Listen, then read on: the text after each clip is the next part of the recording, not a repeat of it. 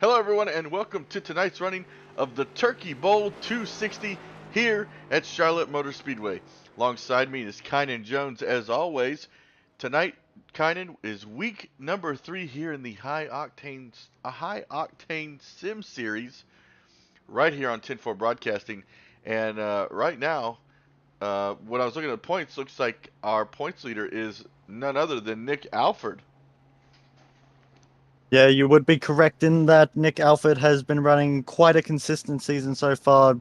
With it being a bit of a smaller field, you can also expect that to be a bit more points on offer. And if you make a mistake, it's not going to be as bad. But with him completing every single lap and being one of only two drivers to be able to complete every lap in the season so far, it's meant that he's been able to pick up some extra bonus points and has put himself up into the first position for now. But last week's winner, Jeremy Richmond, showed some very promising pace. And looking back to last season, he was very quick. He picked up a couple wins here and there, but had a couple of mistakes along the way. But if he can just tune them out, I'm sure he'll be a contender for the end of the season. Well, tonight we are going to be running 260 laps here at Charlotte Motor Speedway.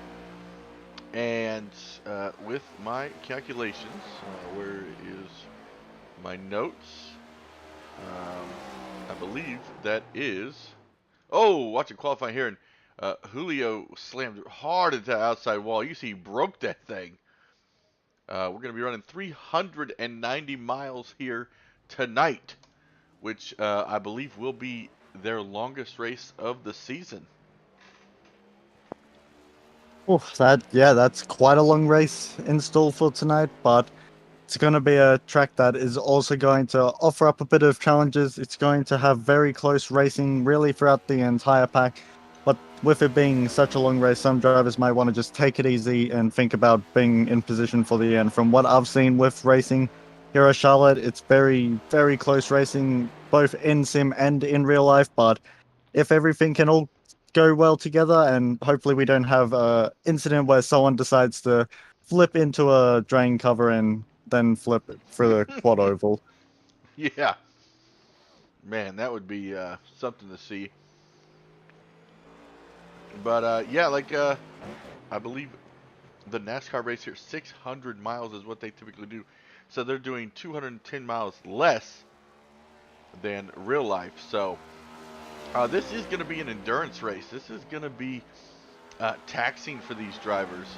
Um, they've got to pace themselves, stay consistent because with 9 drivers in the field, we're looking at probably very minimal cautions. So this is going to be very long green flag runs, and the only time we're going to get a wreck is on accident for sure.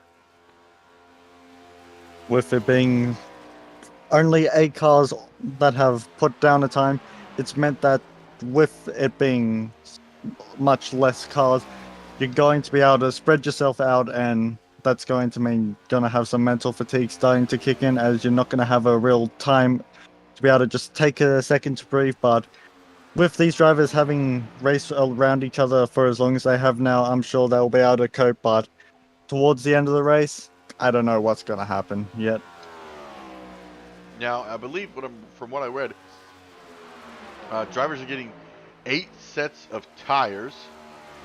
Make sure I read this all correctly. Um, where did I see?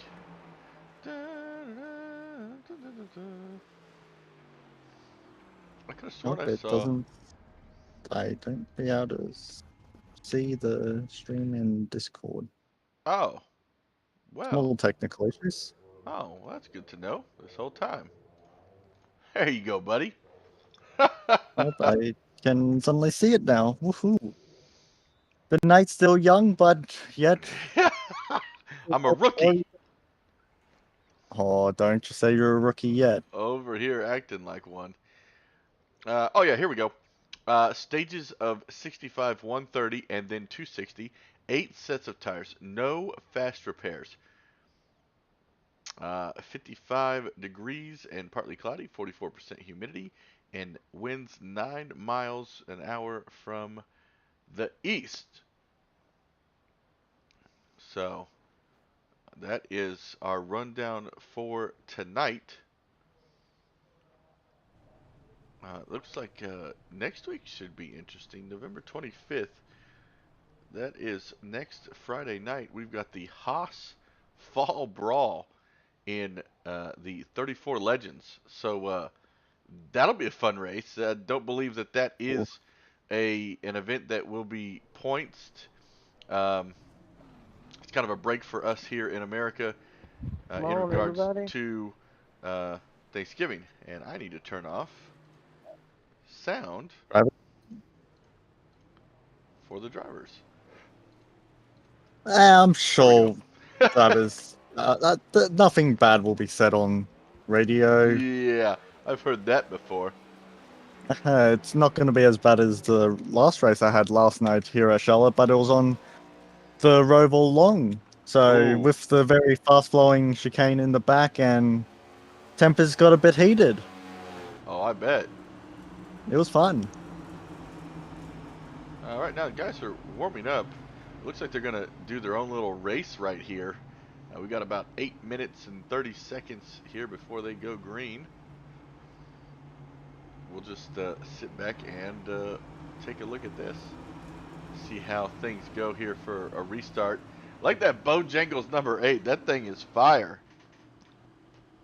I mean, he was able to pick up a win, not quite in the Bojangles car, if I remember correctly, but looking back to the first round at Daytona, Paul Bojanic was able to get that breakthrough win, but bit of a slow getaway on this little practice start. Oh, and Jeremy Richmond is around, but last week he went around in the practice restart, but went back and won later that night in the actual race, so maybe bad sign right now, but things are all fine. Oh!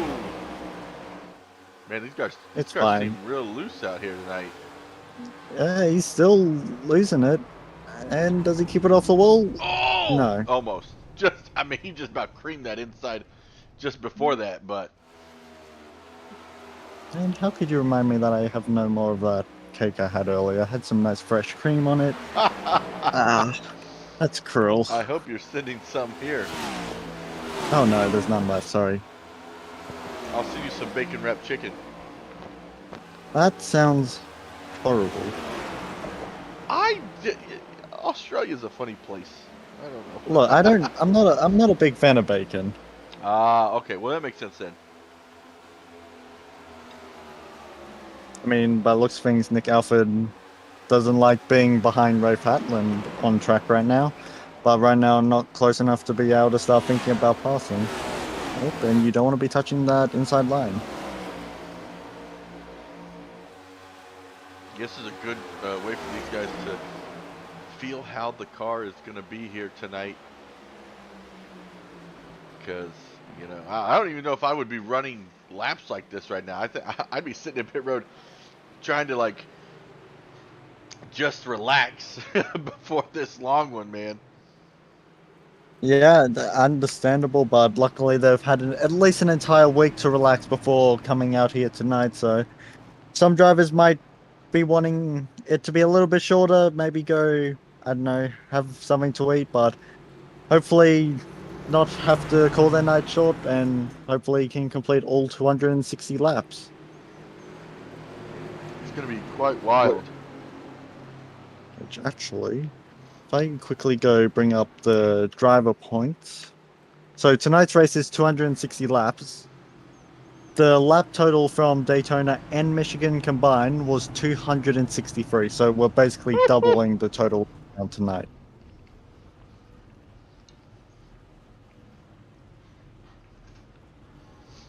Looks like we'll be done about midnight. Well, I hope not. It's only 11:17 a.m. right now, so I hope we don't finish at midnight. My time, not yours. Well, I'd hope it's your time and not my time. I didn't register for a 12-hour endurance race. Actually, that could be cool, though. 12 hours of stock car racing. Woo! I mean, if someone is a league owner and may be interested, hook us up or reach out to us. Man, that'd be I know wild. I'm interested in What about an 12 hours of endurance race. Daytona? Could you imagine trying to race Daytona for 12 hours straight?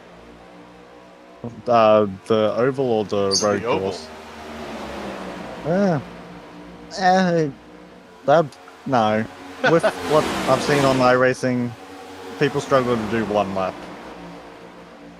You'd have to have like unlimited fast repairs. Where's the fun in that? One set of tires? Yes. One set of tires for 6 hours at Atlanta old 08 version? Oh gosh. That sounds like fun. You'd be running on rims. Exactly. That's the fun of it. Straight metal. And I'm sure the rim will get ground away. All of a sudden, just the axle is spinning, and that's it. It's not the worst thing I would have seen. No, yeah, I've seen worse. Oh man, that 18 was checked up a lot right there. How? Hey, Hatlin. don't want to be doing that in the actual race. No, 'cause As now Jeremy that Richmond is caused going to look to the inside. Nick to have to check up. Now that 88, or is that 98. 98 98. of Richmond had dove to the inside. So now Nick is going to lose ground to him on that one. All because the 18 checked out. I mean, I can see how you can think it's the 88 with it being Earnhardt's old Yeah, livery. it got me. I wonder if that was planned. Probably. Ah.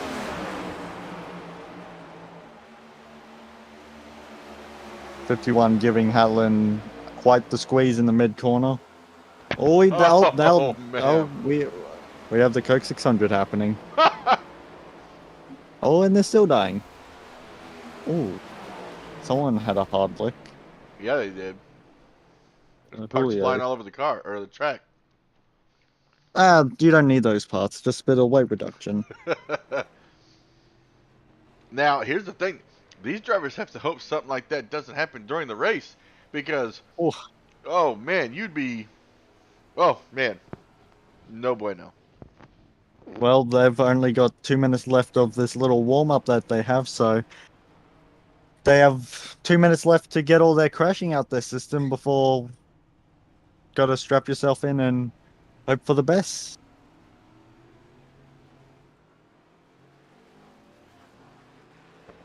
I'll tell you, I'm looking through. We got quite a few special races this year.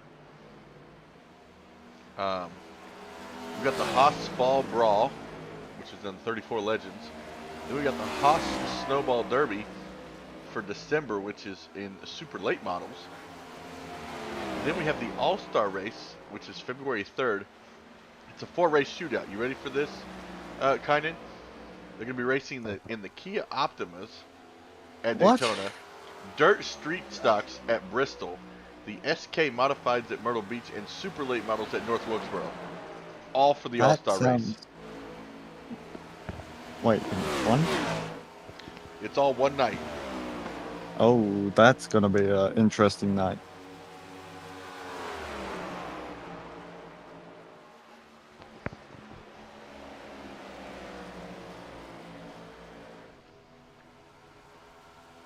One minute left of warm-up, and then we strap ourselves in for 260 laps of, guess you could say, high-octane racing here tonight at Charlotte Motor Speedway.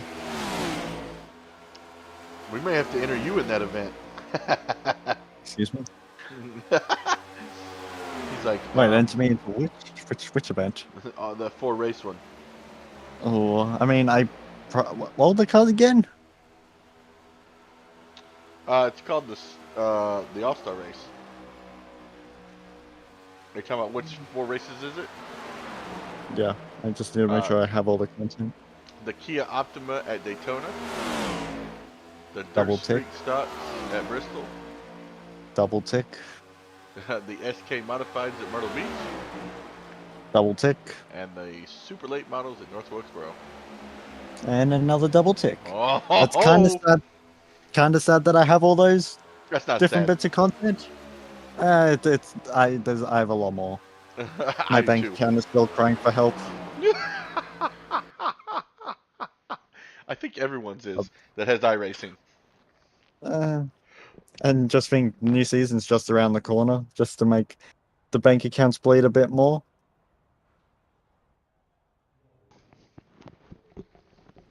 Hopefully there isn't too much nice things, because I don't know if I can spend that much But on next season. But, right now, Black Friday deals going on for iRacing memberships, so don't forget that. I know. Oh, I'm definitely going to be picking up my year subscription. I've spent too much money just to ditch now.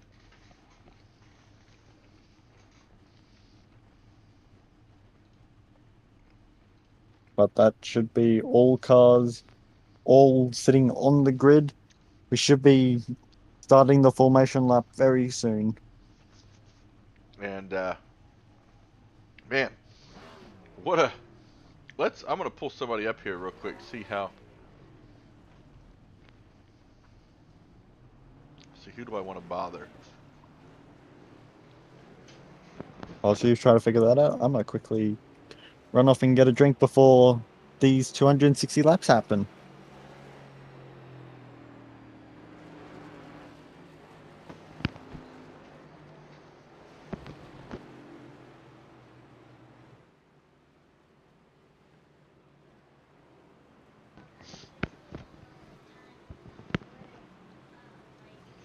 Hey, Paul, it's Tim up in the booth. You got a copy? Yes, sir. Hey, man, heading into to tonight, 260 laps. What are you looking for here tonight? Just following. This is like my first time at this track Okay. in a league race, but yeah, just following these guys for a little while and see how it goes and see how my car handles. Because I noticed we were practicing today, and now it's nice, a little slippier. Gotcha. All right, well, the lights are off. We'll talk to you later. We'll get you back down to your channel. Good luck tonight. All right, brother. Appreciate it. Are you Have a with good night. Mark?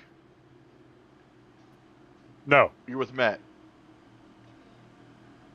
neither. Oh, I took you from somewhere.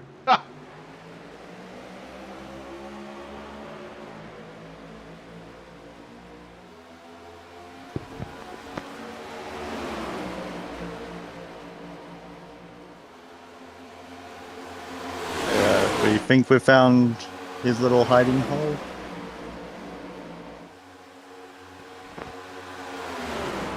Hopefully we have, but Julio Villalobos leads us and should be able to maintain the lead coming out of 4.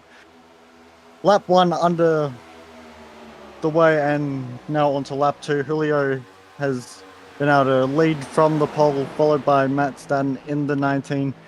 Rafe Hatlin in the 18, running in the 3rd position. Then in the 4th, our current championship leader of Nick Alford, Jeremy Richmond, who we saw have that spin in warm-up, running in the 5th position. Brian Messer in the 51 in 6th. Mark Morton running a little bit higher than everyone else in the 52, running in the 7th position. Then person we just spoke to, Paul Bajanic, running in 8th position in the number 8, but a little bit further back in the number 3. Currently 9th on track, Kevin Hayes. I'm sorry. I think it's Hayes. Hayes? That's what I'm going to go with. I'll find out. Yep, I'll just go with I do apologize that for that start. I got distracted and the kids walked in the room, so I apologize for that. But green flag is out here at Charlotte, already hitting lap 4. Julio so far has led all of those. Ooh, that 19 got a little high there coming off the corner of Matt Staten. He's going to file into the 4th position. Jeremy Richmond going very easy and ends up letting the 52 by going into turn 3. So maybe some form of slowdown, but someone who isn't trying to slow down, 19, who's running on that outside lane, currently on the outside of the 15 of Alford. Had a really good run and tried to keep it alongside, but gonna have to be stuck up there. But is finding a bunch of momentum up there and is gonna file his way into the 3rd position, getting into the outside wall ever so slightly, but hasn't seemed to have costed him. But he seems to prefer it up on that 3rd groove, I guess you could say. that's got to be coming off of turn 4, it's very dangerous, that spot. And I don't know if I'd be running that line right now. I think I feel like I would save that for later on in the race, where I can use that to my advantage, to make it through the field and possibly put some distance between myself and somebody else. Because the way I see this kind of race, Kynan, is I don't want to give anybody else any clues as to what's making me faster. This I would just kind of ride right now. Yeah, I know what you mean. Just don't want to show what sort of tricks you have up your sleeve just yet. And maybe it's faster down low. We don't know. Maybe that's his trick. Could also just be a sense of comfortability. He prefers running up there, but I'm sure Rafe Hatlin is enjoying running up in the first position, having all that clean air in front. Oh yeah, definitely. I mean, you've seen the 19 up in that high line. The 52 has moved up to that spot, and then you saw the 78 move up into that line too. So they're both trying to test those waters and see what's up there. And also, a lot of people can't run that high line, so they'll try it out. Like, nope, not for me. Going back to the bottom. A little bit earlier this month, had a little test session here at Charlotte in the next gen, and I found that off of 4 it got very loose, and it was kind of all of a sudden, but also out of 2, that if you ran a little bit too high, the car can just start to step out. So it's a bit dangerous, but if you can just get a hold of it, I found that a lot of people on the long run were running up in that higher groove. So multiple little grooves you can start running here at Charlotte, but as the tires start to wear, how do you then change up your driving? You can see Julio slowing down in the mid corner, and then that's allowed Matt Stanton to be able to gain a lot on that outside, and he's going to draw alongside going into turn 1. One thing I didn't look into tonight was fuel mileage. Like, how far can they make it on a tank of fuel before they come down pit road? Right now, I wish I had my exact figures from a little spotting job I did for someone who was in that same race that I was talking about just before, but I found that it was more the tires that you would need to be worried about, because when you're running on that high line, you start heating up the rears, and just be very careful with it. But as the run starts to roll, and then you can see where you're starting to place, then maybe you decide to come in a little bit sooner than maybe everyone, if you can make it on fuel. Man, we're going to see a lot of strategies here tonight. You're going to see people who may skip out on tires at some point, so that way at the end of this race, they got a full set of extra in case something happens, and they could gain a lot of time and make their way through the field. And see, everybody's pretty still close together. I mean, from first to ninth is 2.3 seconds away from each other, which is not bad. Yeah, it's always good when the cars aren't getting massively spread out, but one thing I'm very curious by is just if the drivers are starting shifting. It's something that I'd seen people not really know if it's faster to shift, but I'm just watching on board with Rafe Hatlin. He keeps it in 5th gear all throughout turn 1, and it seems like everyone throughout the field is still running in 5th gear, but when the tires starts wearing, you start losing front grip, then do you decide to put it down into 4th, which will burn fuel, but it might be able to just help give you a little bit more front end. I'll say that's the interesting thing about this next gen car is you have the capability of.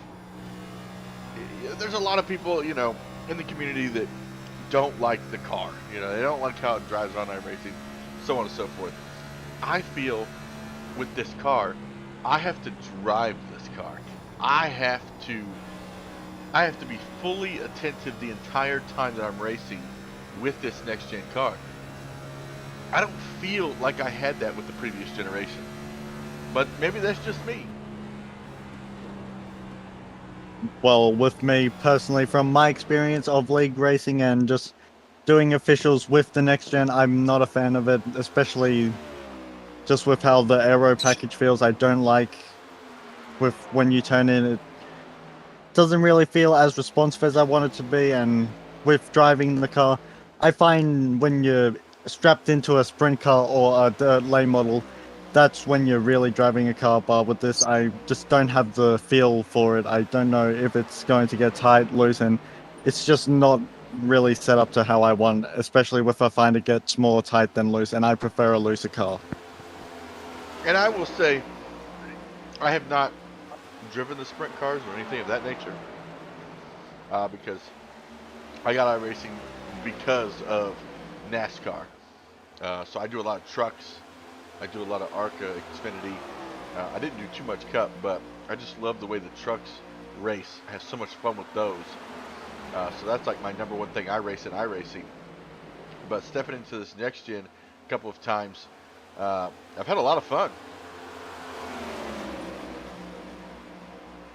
I had originally gone into iRacing from the dirt side, so started developing my skills over there, and I was like, hey, this is actually enjoyable. I'm enjoying iRacing. So then I decided to branch out into oval. But I originally wanted to start doing super lane models, but then I decided, well, I may as well try other things in stock cars, and now I suddenly have 90% of the oval content. But as this is going on, Matt's done trying to find any form of momentum to get past the 18, and it's going to have to go very easy going into turn 3. Nick Alford looking to the inside of Atlin is going to be able to draw alongside going through the tri-oval, not quite clear.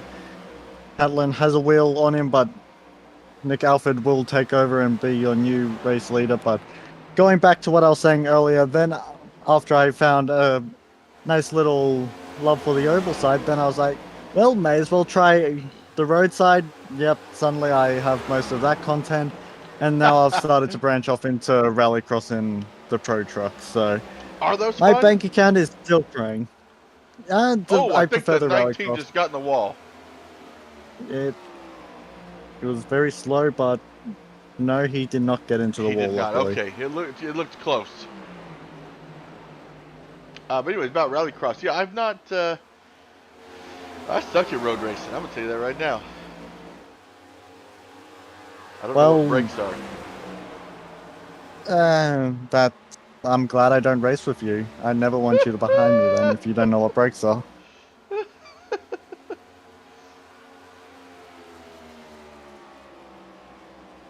But right now, our leader is our points leader here tonight, Nick Alford, in that number 15 Chevrolet.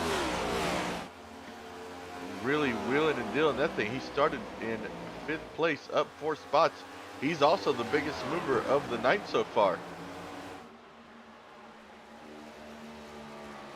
Oh, I just caught a camera on his in-car, and he is shifting. He is running 4th gear, then coming through the tri-oval, keeping it in 4th, redlining at around 9,500 RPM, so gonna be burning a lot of fuel, but running in that 4th gear that we're talking about, people may be starting to use, whilst it seems like everyone else in the field is running 5th gear.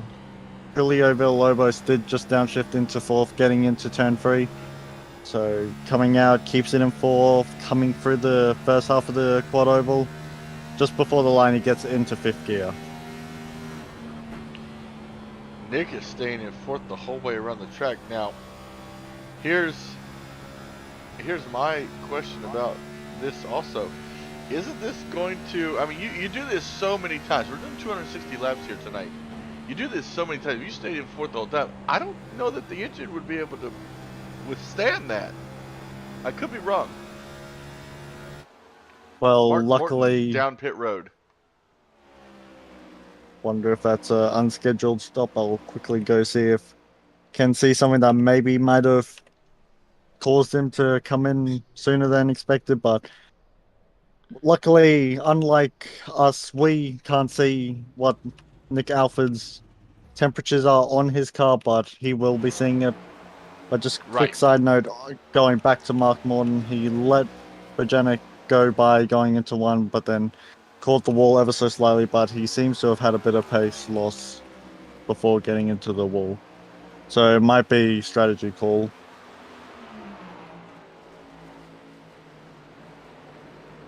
Yeah, it's very interesting. Yeah, it's not 25 here. Look like you took some tires too. So It's okay, he just got a little bit loose on the apron coming out of the pits, but he was able to keep it going in a straight line.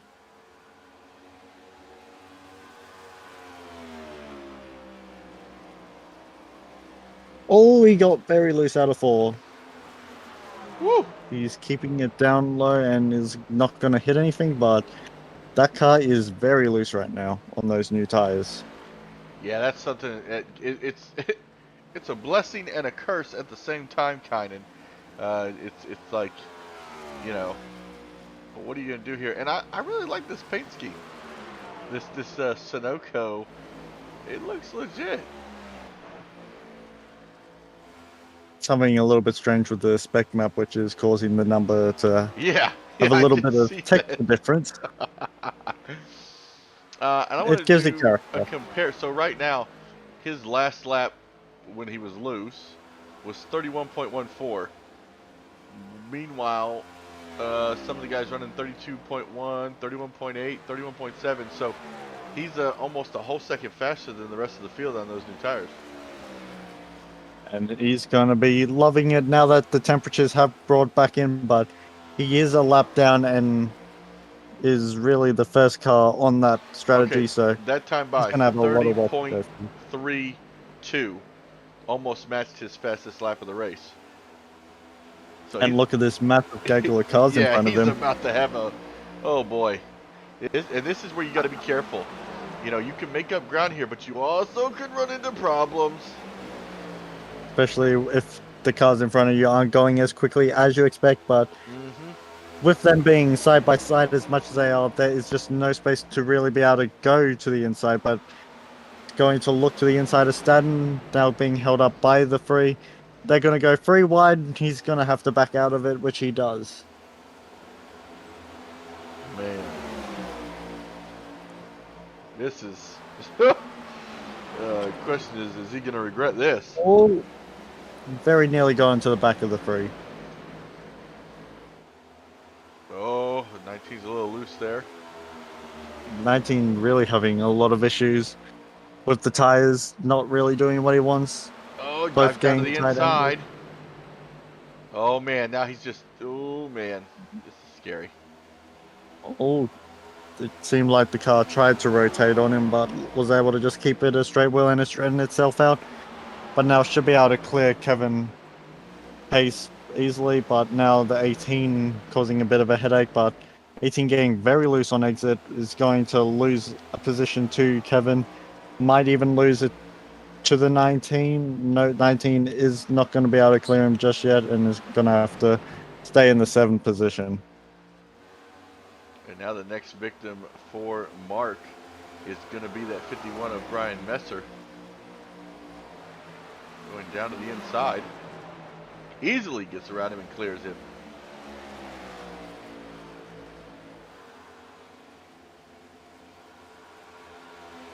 And now another The pit stop 19 happening.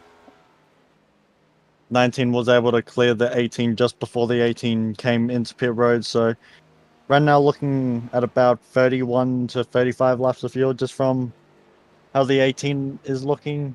Actually, do you want me to, I might be able to go down and Oh yeah, if you want to go look find one of out. the drivers. Alrighty, I'll gonna step out of the broadcast booth for just a moment, but hopefully can come back with a bit of information. We are still green flag here at Charlotte Motor Speedway. Nick Alford is your current leader. Julio in 2nd. Jeremy Richmond in 3rd. Brian Messer in 4th. Oh, I clicked on the wrong button. Getting really racy here for 2nd place.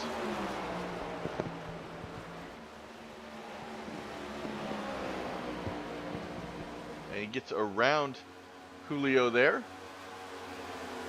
Racing's hard side by side here.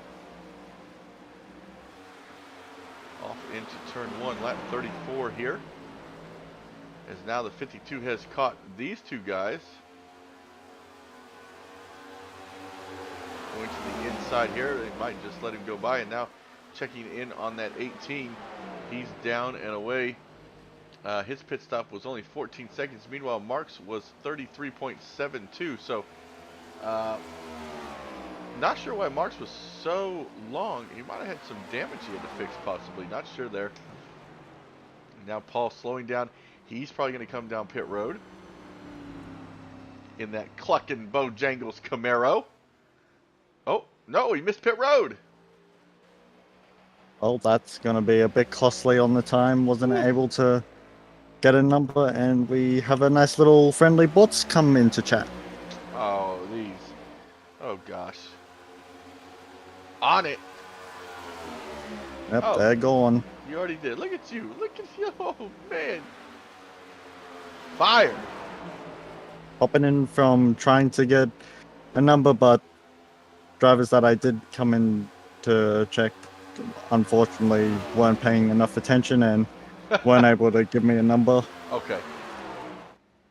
So right now it's still a Paul mystery. got massive damage on the right side. Ooh. That was not there previously. Maybe we can find what had happened to the H. I just had a look on the right front suspension and the wheel is not wobbling, but something has definitely gone wrong for the 8 car. Jeremy Richmond, now your leader over Nick Alford.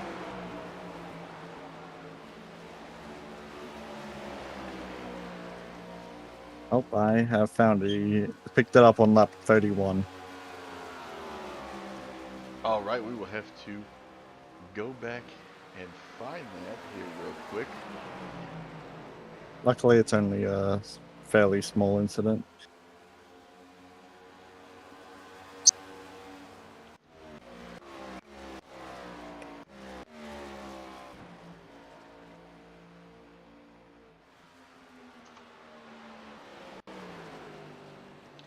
We have found it here on lap 31.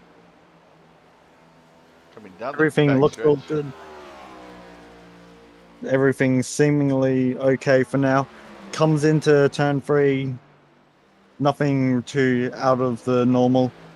Then he's probably just tried to pick up the throttle a little bit too soon.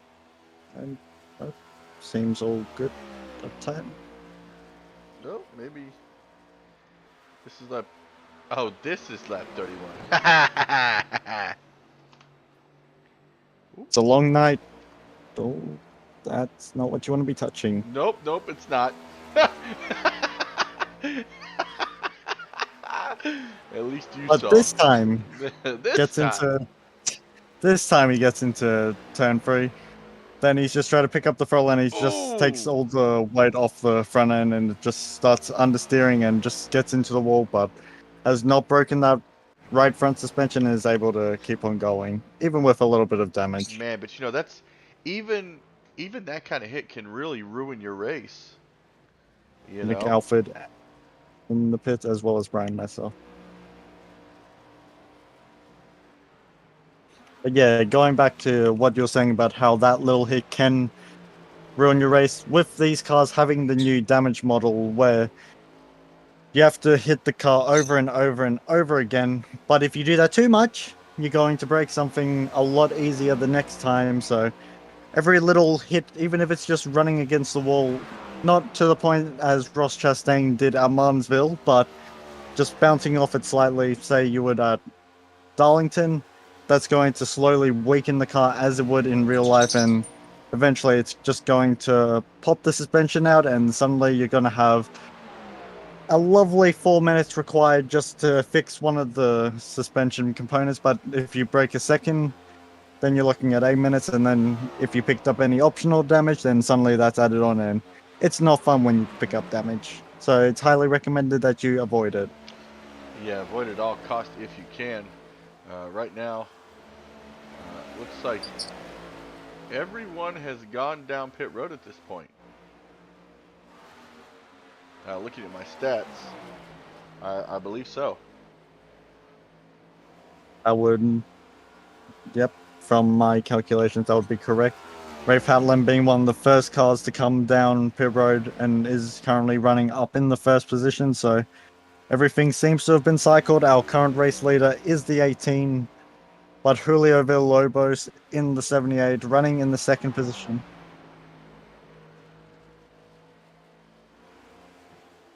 Currently on lap 43 of 260. Still a lot to go left in this race. Stage 1 caution will be at lap 65, so still quite a long way to go, but these drivers shouldn't need to make another pit stop. Or at least they shouldn't have to, but if they push it a little bit too hard, get into a wall, break a toe link, or maybe break something in the steering, cause an unscheduled pit stop, they're going to then have to pit, lose a lap, maybe two if it's required repairs, and that's not going to be what these drivers are going to be wanting, but things are relatively spread out. Julio seeming to be going a little bit defensive, driving on the 98, looking to have a little bit less grip than Richmond, so Jeremy should be able to get up to the rear, which he does. Looks to the inside of Julio, but not quite fully alongside. Is going to put the wheel there, suddenly side by side. They're going to be not quite drag racing as we're still in the corner, but Richmond on the low line, Julio being able to carry a lot more momentum down the back straightaway, going into free. It's advantage to Julio. But then as the grip starts to come back to Richmond, he's going to be able to elevate himself through the corner and up into the second position. But Julio, who had just ran on a higher line that previous time by, going to be able to put the nose back to the inside of the 98 and is going to keep it alongside through turn 1 and 2. Now we get a drag race going down the back straight away, but the 98, having ran on that high line, is going to be able to carry more momentum. Is going to be able to clear Julio, but Julio thinks about trying to drive in a little bit deeper. Very nearly contact, but it's going to have to pull out of it, and Jeremy Richmond moves his way up into the second position and going to be trying to catch up to the 18 of Rafe Hatland. Man, 5-second lead Hatland has off of that great pit stop, might I add. Let me take a look here real quick. He had the fourth fastest pit stop. Fastest pit stop of the night first time was Brian Messer here in the 51. Ran a 14.22 down pit road. Oh. But this is just proof, Kynan. You know, we talked about getting those faster tires sooner than everybody else. This catapulted him to over a 5-second lead. It is diminishing. Don't get me wrong. Jeremy Richmond is really reeling him in. He was 5 seconds. Now he's dropped almost 3.5. It is dropping quickly. So it'll be interesting to see what happens there. Like, how far will Hatland fall? I mean, he was already, I think he was about 5th or 6th place when he went down pit road, maybe even farther back. So I want to see how this plays out for him, but he's only got to make it another, give me 1 second, I want to give you the right information, another 15 laps to the stage break. Still quite a long way to go on those older tires, though, as the gaps now come down to 2.5 seconds and still continues to drop. 2.4, back up to 2.4, but then we come to a corner and suddenly, look at that, 2.2, 2.1, 2 seconds, 1.9, going to dip down into the 1.8 for the trival. Coming into turn 1, drops down to 1.75. That gap is quickly diminishing. Man, he is on a mission in that number 98. Which, if I remember correctly and know my NASCAR knowledge correctly, the last time this paint scheme driven by Dale Earnhardt won was it the 2016 Coke 400 at Daytona? Maybe. I've slept a lot since then. But I think you're right. Either that or I feel like this scheme was ran at Charlotte almost. I'm not sure. He just blows by the 18 there of Hatland. To the lead goes Jeremy Richmond again. JR's Mobile Detailing, or Junior's Mobile Detailing, sorry. And now Julio is going to set his sights on second place.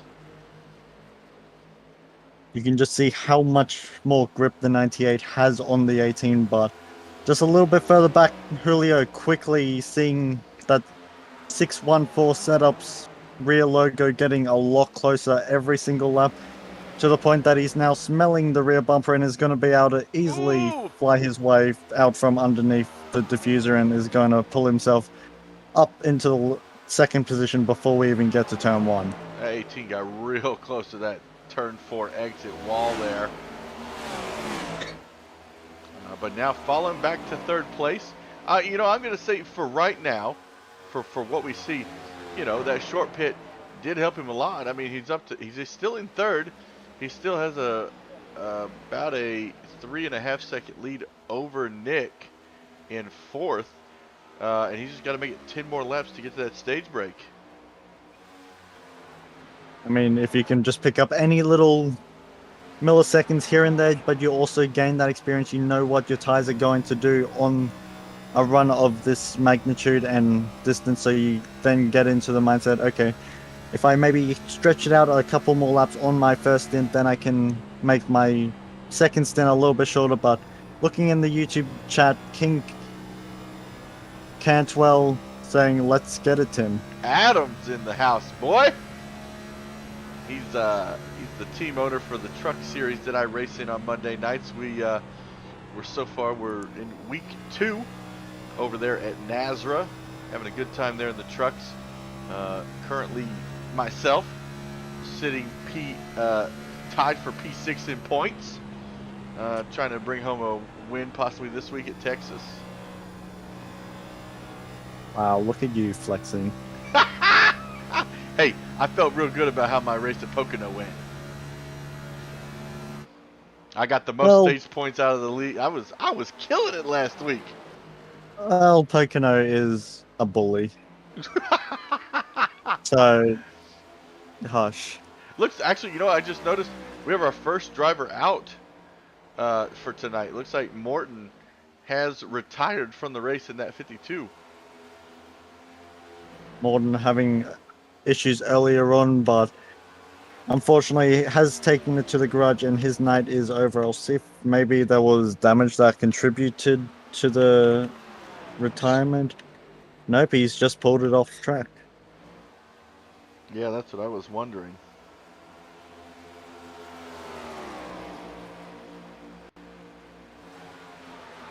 Ooh, now Nick has caught the 18. 18's in the wall. Not the first time I've seen the 18 in the wall this race, having had a little bit of damage to the front right previously before that time by, and just adds a little bit more damage to it, but he's got to be careful with how much more he bounces off that wall. As I mentioned earlier, it's going to be slowly weakening that front corner of the car, and one time he may hit it even softly, but yet it's going to blow up.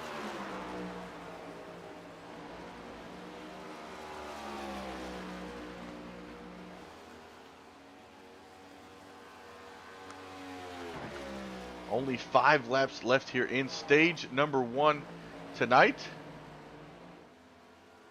Oh, what just happened? Uh-oh. Oh, for some reason the game just stopped. That was odd. Oh, did you just call iRacing a game? That was weird. Oh, where's my bleep button when I need it?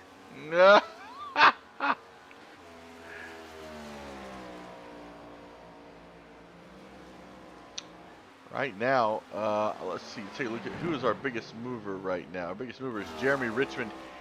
That first place right now, sitting P1, has gained 3 spots since the drop of the green flag. And this is what I like about Charlotte. there's a lot of green flag racing.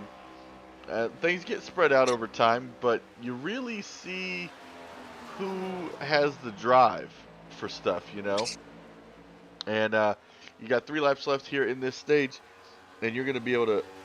Everybody's gonna come down pit road and get 4 fresh new tires, as well as Paul is gonna get his lap back in that number 8. He's gonna have that lucky dog pass.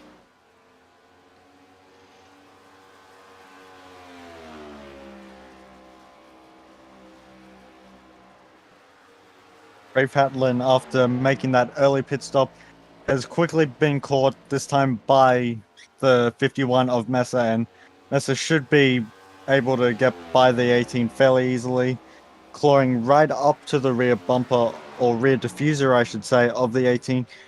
18 goes high, trying to find some sort of speed, but the 51 is going to start looking to the inside, going into turn 3.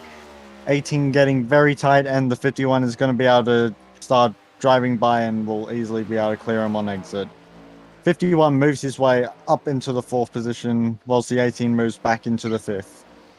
I was looking at the wrong car this whole time. I was like, what am I looking at here?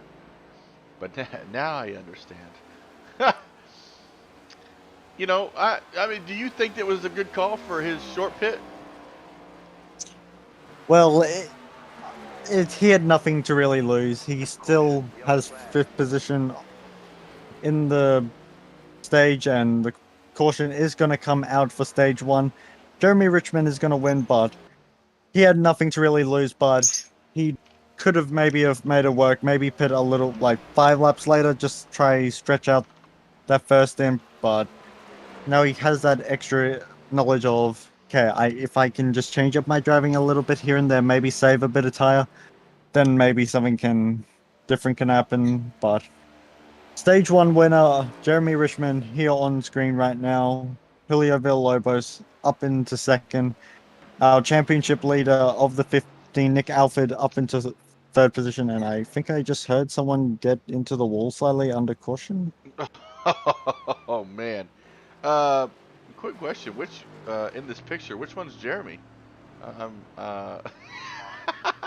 I'm just messing with you, Jeremy. I had to.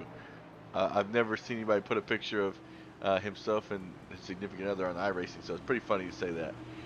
But Jeremy's gonna bring home the stage 1 win here, Kynan. I mean, stage 1 to me went how I expected it to.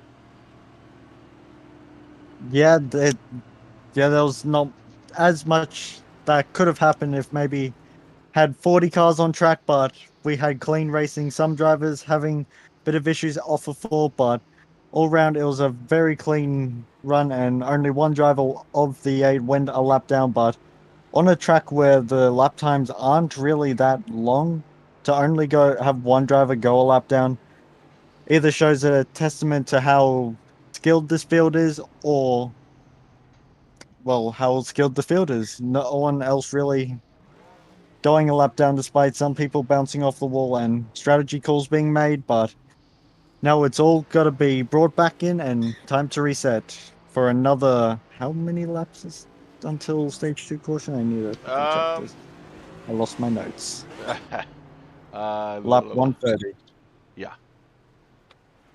So time to do all that again.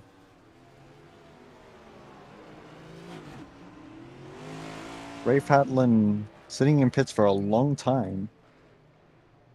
I probably had to fix some of that damage. He tagged the wall a couple of times there. I mean, that is probably the case.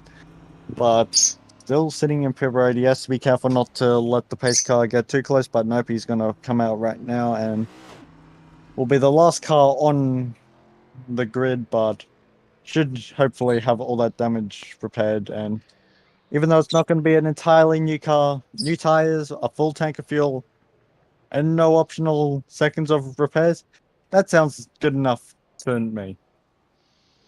Yeah, and I just want to give a quick shout out to the sponsors. I want to give a huge shout out to our friends at Captain Jack's Smokehouse. Man, I haven't talked about them in a very long time, but let me tell you what. It was funny because last time I was in a broadcast here at Haas, they were in the chat, and they're like the first person that comes into Captain Jack's smokehouse and says, "We love 10-4 broadcasting." They got a free meal. I don't think anybody's claimed that yet. So if you're in Florida and you're close to Amelia Island, go get yourself some Captain Jack Smokehouse. This food looks amazing. I don't know about you in Australia. I don't know how y'all's barbecue is, Kynan, but here in America, we just say America while we're eating this. Well, let's just say it's a little bit tempting to just book a plane ticket and going all the way to Florida just for that alone. You know what? I'm gonna need you to look up how long that flight would be for you. About like 12 hours, I believe it is. That's it. That's not too bad. Yeah. Well, it is a plane. It's not a boat. Yes. I've looked at No. going to Bali and it's like 36 hours. So Actually, let me quickly check. now he's curious. Also, want to give a huge shout out to Dubby Be Better. This is a genderless energy blend. You see a lot of gamers right now talking about Dubby, and make sure you just visit their website. I'm sure with Black Friday coming up, deals will be had just like here on iRacing to renew your iRacing subscription. It is also on sale for everybody. A year and 2 years are both on sale, so make sure you don't miss out on that. Which want to say thanks to Dubby. Uh-oh, he said oh, so that means It's not quite 15 hours. It's 21 hours. oh boy. That's a big difference. Yeah, a couple hours difference. Almost a whole day. Gosh. Well, I mean, it's nothing compared to doing 24-hour races on iRacing, That's which true. I've done multiple of, so More it's power easy. to you. I have never. Well, we need to change that then. 24 hours in the booth? Question mark when? Woo, boy. I'm gonna fall asleep. I fell asleep on a broadcast before. Yeah, I know Just exactly ask, which one that is. Yeah, you know which one that was. Yeah, if I remember correctly, it was a certain Monza Oval. Oh, you're right. That is correct. But pace car is back in. Now it's a long wait till we get back into the Geico restart zone. Jeremy Richmond on that inside is going to be able to get off to a good start. Nick Alford, who was on the high line, not being able to get off to as good as a restart as the 78. Oh, 19 in the wall hard. That's broken. Most definitely. Fender is It fluffing sounds around. broken. Forget looking.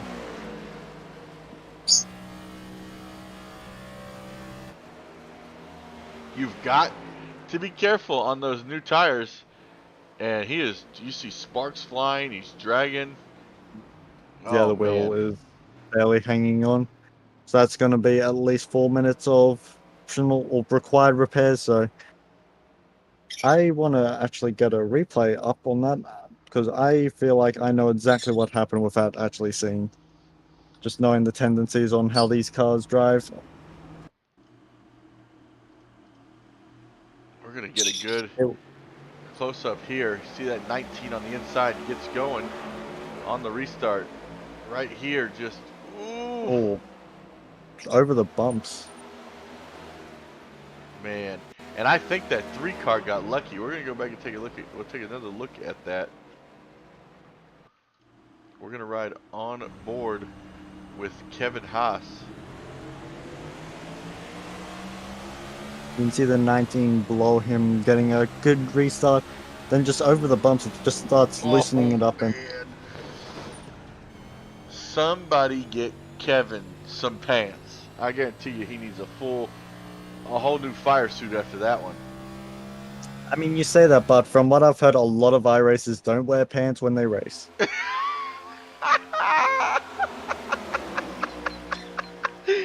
Sir, You would be correct. Who says I Oh. have any on right now? Excuse me? I do. Yes, I do. Yeah, it's too cold not to.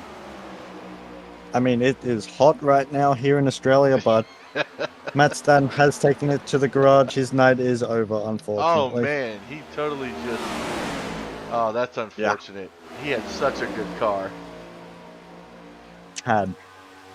Yep. Well, now the wall has a nice car. Pieces of it.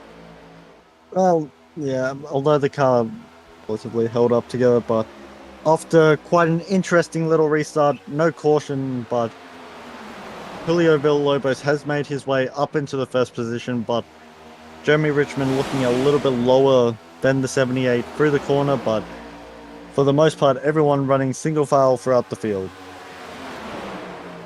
Yeah, the field's staying really close together though in this. About 10 laps into this stage. They're not wasting any time, and they're trying to stay together this time around. And even with that incident in front of the 3 and the 8, they're still pretty close to the pack. I mean, what? Paul is only 1.4 seconds back from the leader. And he smacked the wall earlier. Yeah, that's really good when your car is still able to drive even after getting into the wall. But you don't want to be doing it too much because it will weaken the car and make braking it a lot easier. But Paul was able to get a really good run going, not having to really check up for anyone in front. Has clawed his way just over a second behind Kevin and Hatlin in front of him, but with the drivers all running single file, it's going to be helping those in the mid-pack to be able to save a bit of fuel, whilst Julio is punching that nice big air bubble in the dirty air and just breaking it up and letting the cars behind just be able to have this nice clear track with no having to spread air out. I really messed that explanation up. It is a long day. Yeah, no, you're good. And you notice in that time frame, the 3 and the 8 have caught back up to that pack. So right now, everybody who's on track, everybody on the lead lap are all right here.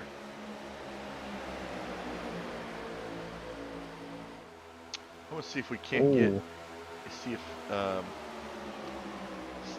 Matt is on here. Matt is still here, so give me 1 second to bring him up here. Oh, nope, can't bring him up here. All right, never mind. Let's see if we couldn't get an interview. Yeah, Paul, that's a good idea. We're gonna go back and take a look at that and do an onboard of that 18 for you guys. Matt's cockpit, and you're gonna see this thing just break right when he tries to correct it. There's those bumps. Just How about we get on board with the 18? You can see him dive right down onto the apron, and you can see him pull away. But oh, the 18, not the 19. Oh, I went to the wrong person.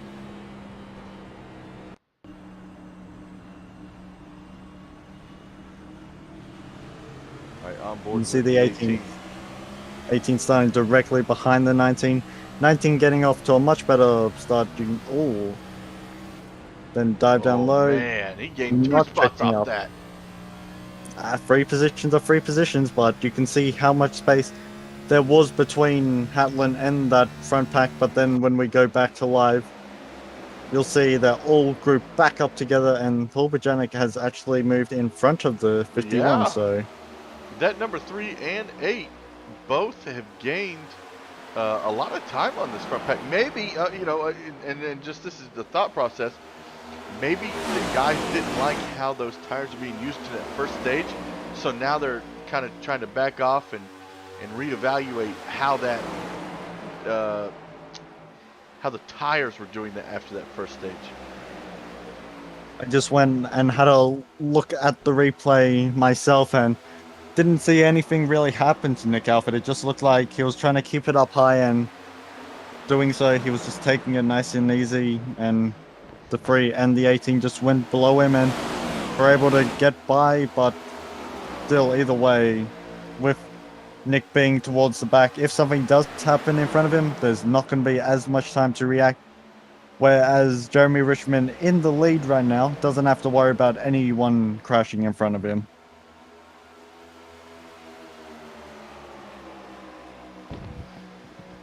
Now, here's a question for you, Kynan.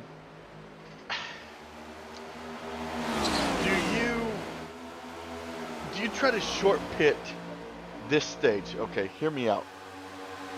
Short pit this stage and stay out when that stage break comes, okay? Stay out, and then you'll be on a different rotation than everybody else.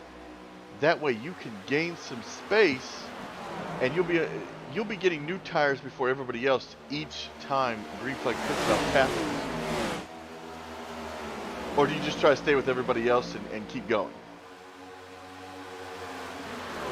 It's an interesting proposal, but with how many sets of tires these drivers have, I'd say just really keep doing what everyone else is doing. Take tires, and you can come in a little bit sooner, but then towards the end of the run, and especially towards the end of the race, you don't exactly want to be on old and bad tires. You want to be on the newest, freshest tires. So it's something to take into consideration. Maybe if you're racing someone and you're being held up by them, maybe pit a lap or two earlier than you originally planned. Try to undercut them. Try use those fresh tires that you get to be able to take your way up. We've seen that on the long run, new tires will save you 2 seconds from when you take off old tires. So you come in a lap sooner than what you're planning. You're 0.2 back from the car in front of you.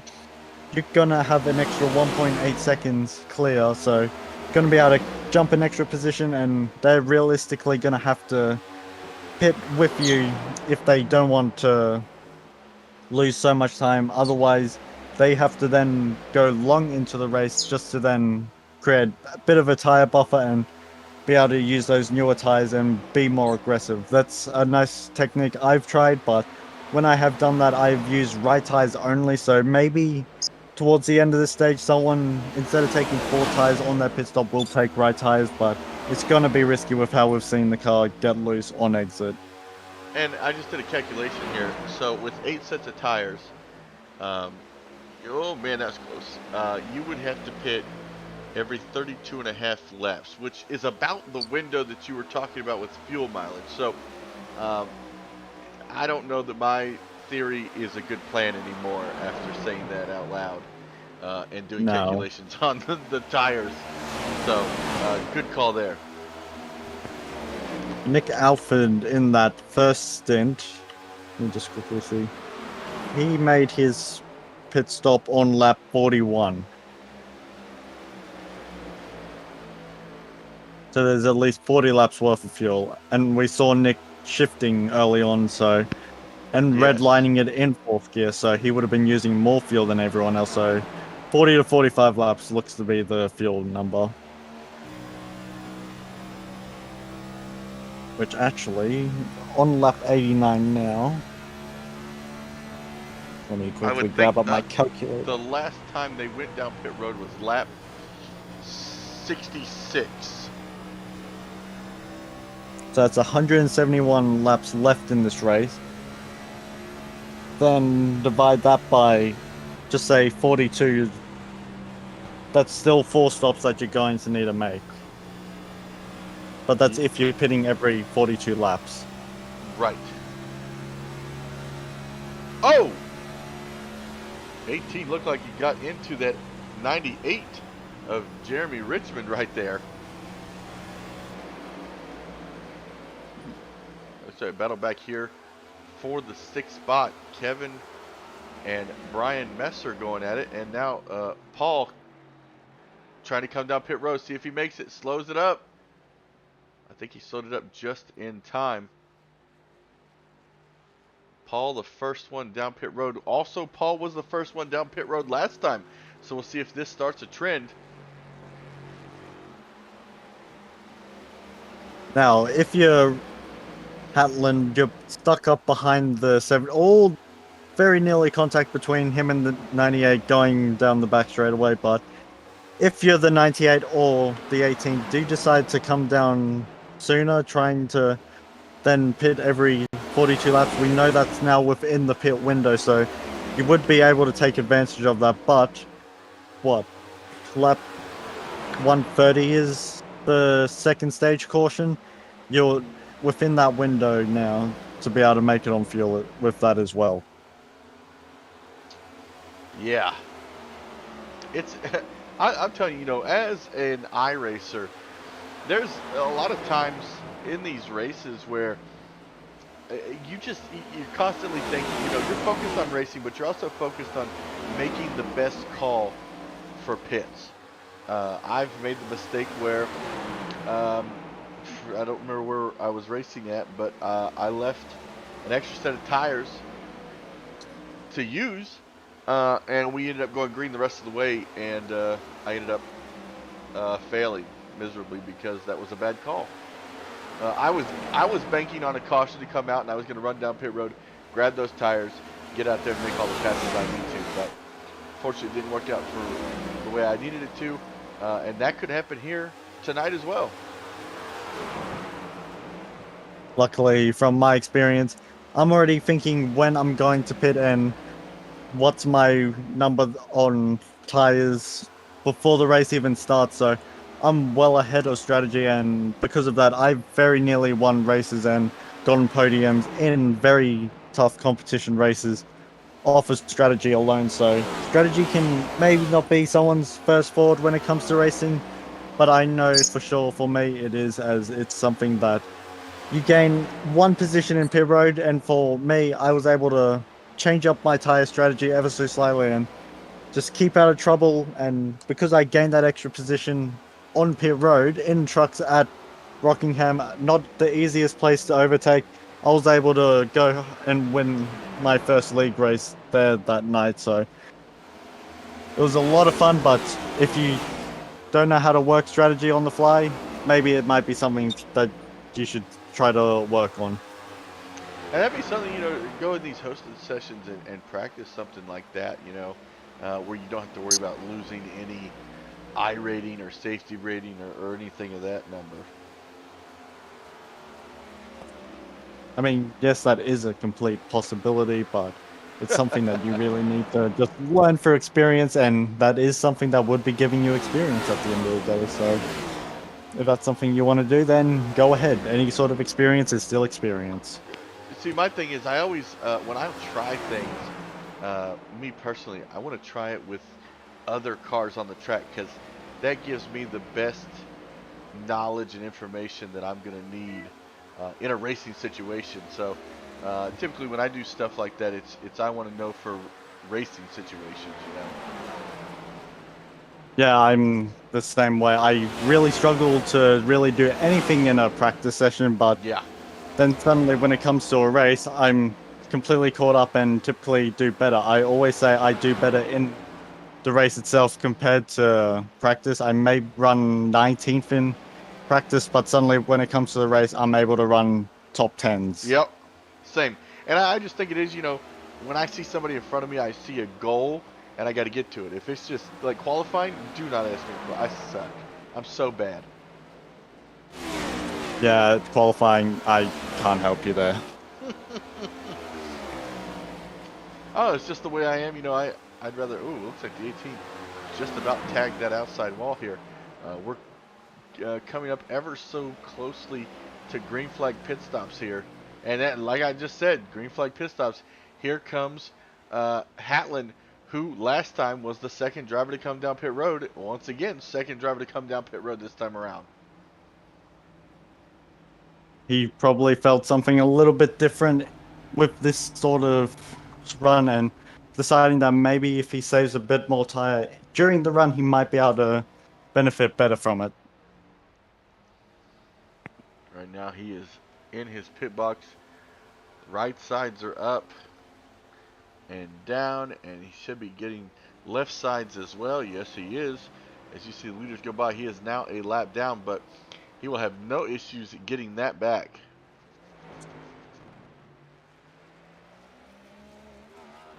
Oh, but he's got to be careful coming off the pit road. Those things break loose there on the apron. So you remember how these new fresh tires, what they do to these drivers.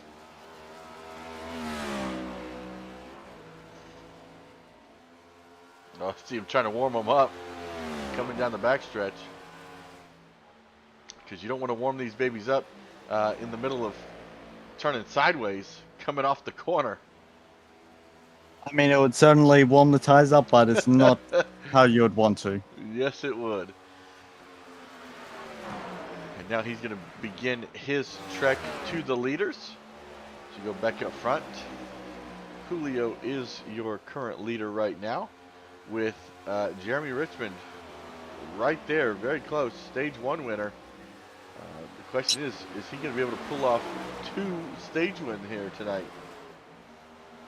I mean, it's entirely possible, but still 25 or 26, 27 laps left in this run. Still, anything can really happen. Maybe on the new tires, he just gets a little bit too aggressive and just loops it, goes into the wall. Anything can really happen. You just need to keep calm, not put any unnecessary risks in, especially when you're running for a potential win at the end of the night. Most definitely.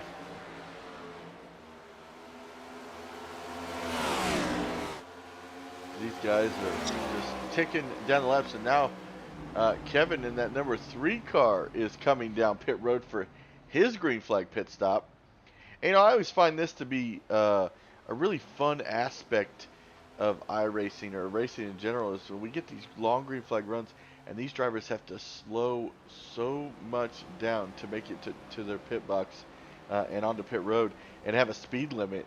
Like, that is not an easy task.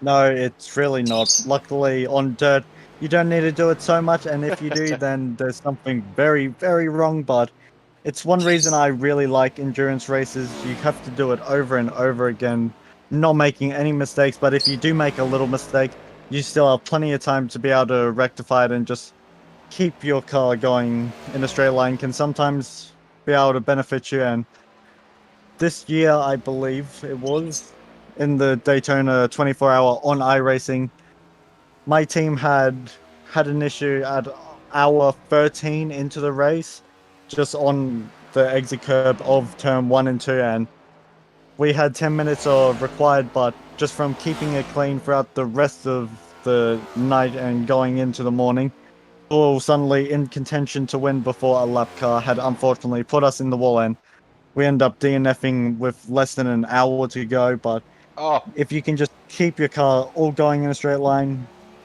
unlike the drivers who have, I believe it was 3 of them, just decide to do massive burnouts. I didn't know this was NHRA.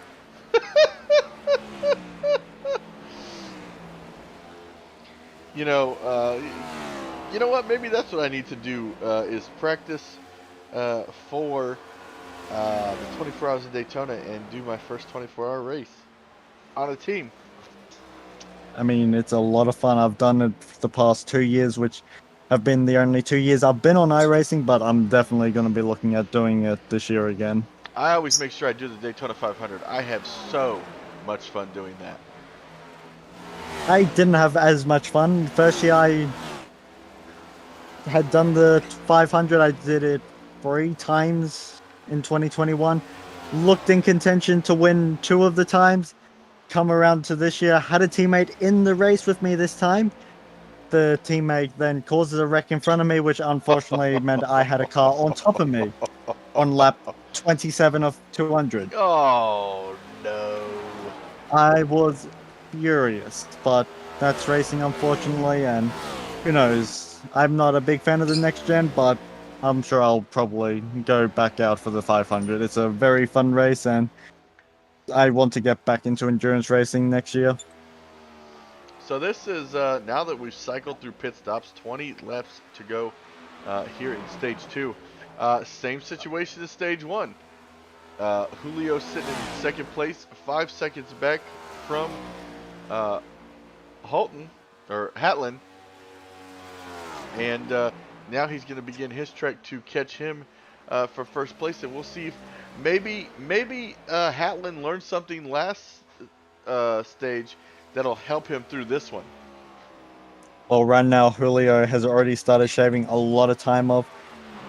19 laps left in the stage, so it's still a very long way to go for Hatlin to be able to hold off Julio and Richmond, but Richmond seems to be catching up to the rear of Julio, so a battle will be ensuing very shortly.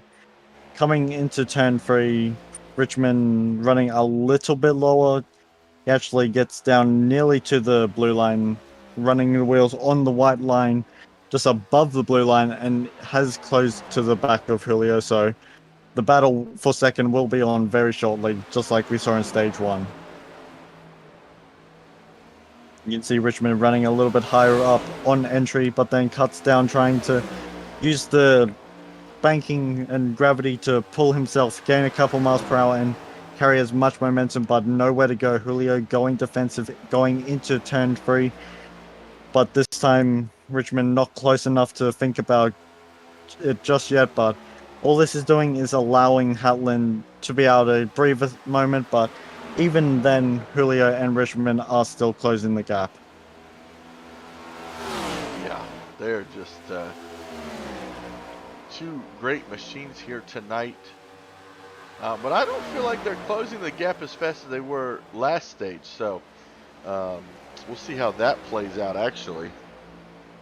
Rafe Hatlin last time ran a 30.751, whilst Julio ran a 30.435, with Richmond running a 30.370. So they are catching, but Julio being stuck on the low line.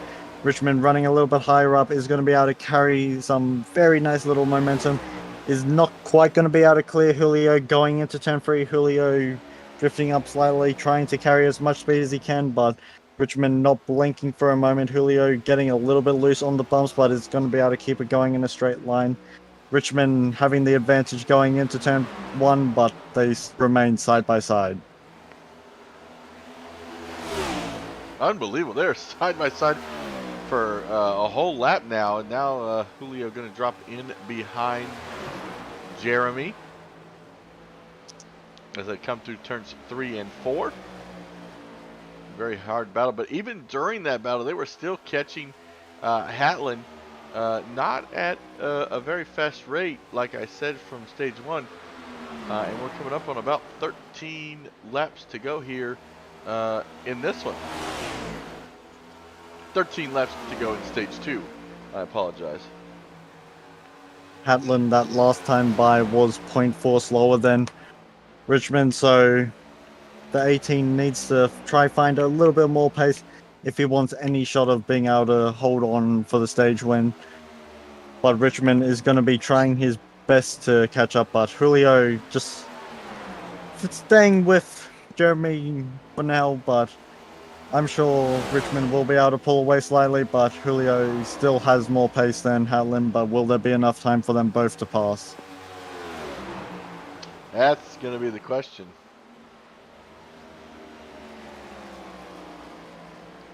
Looking at the times, yeah, looking in the Hatlin's about to drop to, yeah, he just hit 31 second lap times. But something to also take in consideration, we're watching Hatlin, Richmond, and Julio right now, but I'd seen something show up on my screen. Whilst these two are battling, Nick Alford in the 15, running in the 4th position, is catching up to the back of these two. But if he can catch up, maybe that might cause enough of a battle that will then allow the 18 to stay in 1st position. So plenty going on. Yeah, good catch there. As we're closing in on 11 laps to go here in this stage. But the lead has dwindled down to about 2.5 seconds. And you can see him.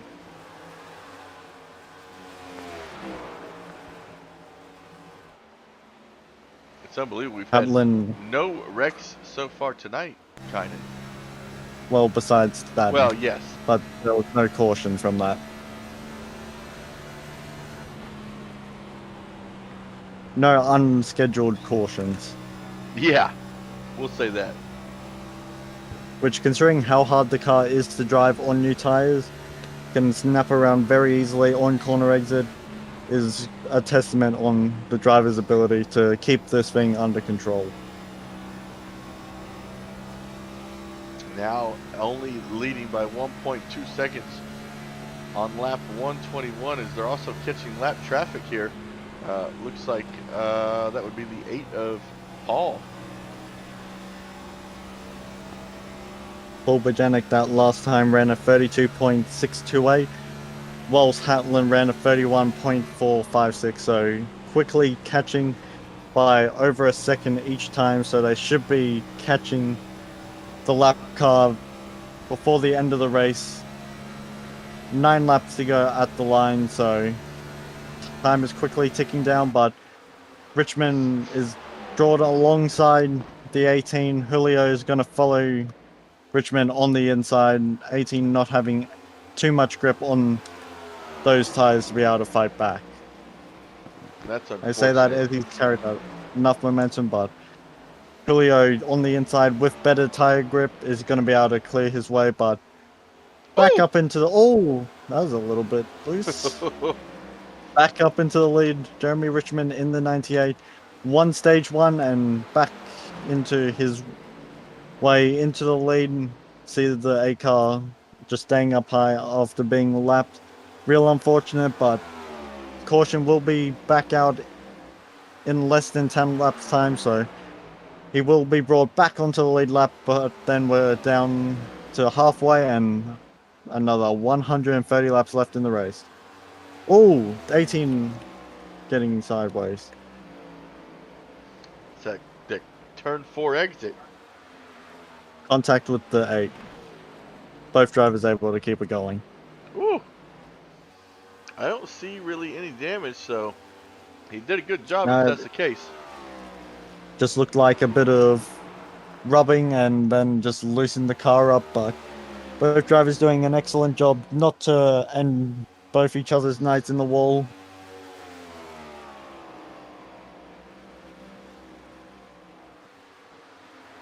Only about 5 laps to go here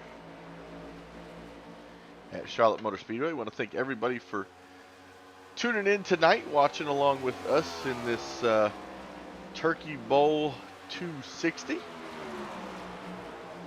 I'm not sure if I wanted it to be called Turkey Bowl for, is it turkey for bowling or turkey for Thanksgiving? Both kind of work. Speaking of turkey, that reminds me of something that I heard a couple of years ago. What's turkey bacon? Is it bacon or is it turkey? It's turkey. Well, why is it called bacon? Because it's just as though if it was coming from the pig, it's turkey bacon. What? But then it's not turkey if it's coming from the pig. No, it's not coming from the pig. It's just it's bacon coming from the turkey. But it's a turkey, not a pig. So why would bacon be coming off of it? That's like saying, oh, let me quickly go get my beef from my chicken.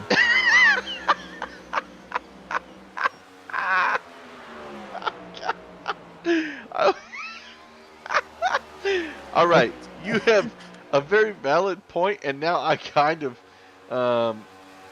I feel like this should be a poll or something where we can find out information on this.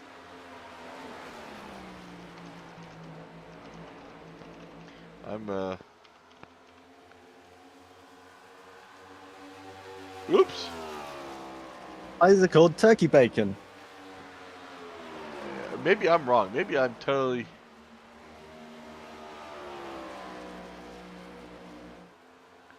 I mean... It's made by chopping or grinding turkey meat. Okay, that sounds pretty gross. I don't know that I want to eat that anymore. When you start grinding it up, it could be anything. No, throw in a little bit of pork, which then it would be bacon. Maybe that's what it is. Just so they can call it bacon. And now Richmond coming across the start-finish line, lap 130 here. It's going to be your stage 2 winner. I think it might be the completion of lap 130. Oh, nope, there it is. Oops. Only one car being a lap down at the time, but with stage 2 coming to an end, we're going to step away for a quick minute just for a little commercial break.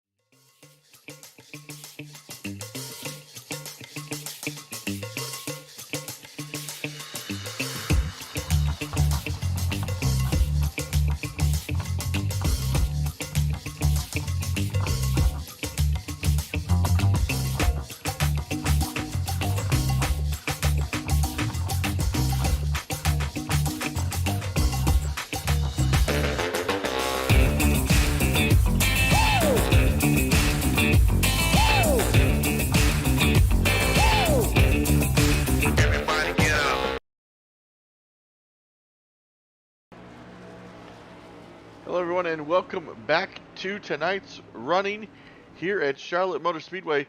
Leaders are coming down pit road as we speak.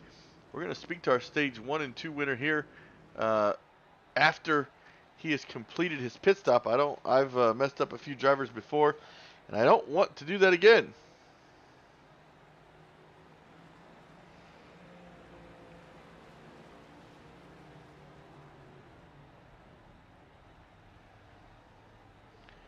Coming down pit road, you see the drivers getting 4 fresh ones.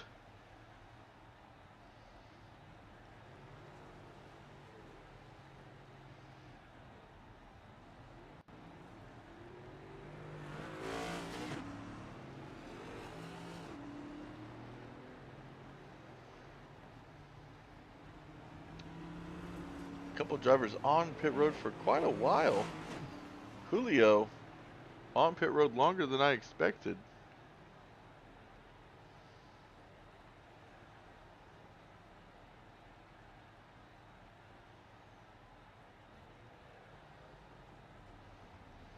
Down and away he goes.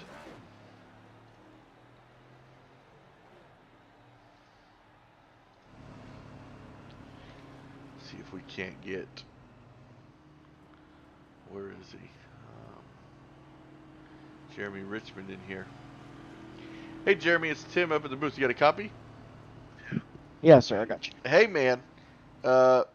First off, how's your butt doing? I know it's probably getting sore here after a while. Yeah, this is a long one, man. I can't believe we're only halfway done. Thanks for reminding me. Oh, you're welcome. I just had to get in your head a little bit there. That curse is going to be real tonight, buddy. Oh man, I mean I don't know. You out here really showing the field how it's done here at Charlotte so far. Kind of take me through your stage 1 and 2. They kind of played into the same way as the previous stage was, where the 18 kind of short pitted, got out in front of you guys, but in the long run you guys had him no issue. Now that we're going to go probably green flag for 130 something laps, how does your thought process change there? I don't think it changes. I mean, you can run hard and pit more, or pit sooner, but you're just going to give up way too much on the back end of the run. We'll see what happens here. I think I have good enough pace to do whatever I want. So like, if it comes down to it, I might change something up toward the end, depending on where I'm at or whatever. Okay. Well, we hope to talk to you after the race tonight, which we probably should, because I mean you just you're wheeling and dealing out there. So good luck the rest of the night. Yeah, I appreciate you guys. Thanks, Jeremy. That was Jeremy Richmond, your stage 1 and 2 winner here tonight. As we're waiting for the pace lights to go off on the truck. Drivers are officially halfway through this one. as the lights are officially off of the pace truck. So now you're looking at about, I want to say, probably 3 or 4 more pit stops here the rest of the way. Give or take, you know, how hard guys run and short pitting and everything. So, will be interesting to see how this ends.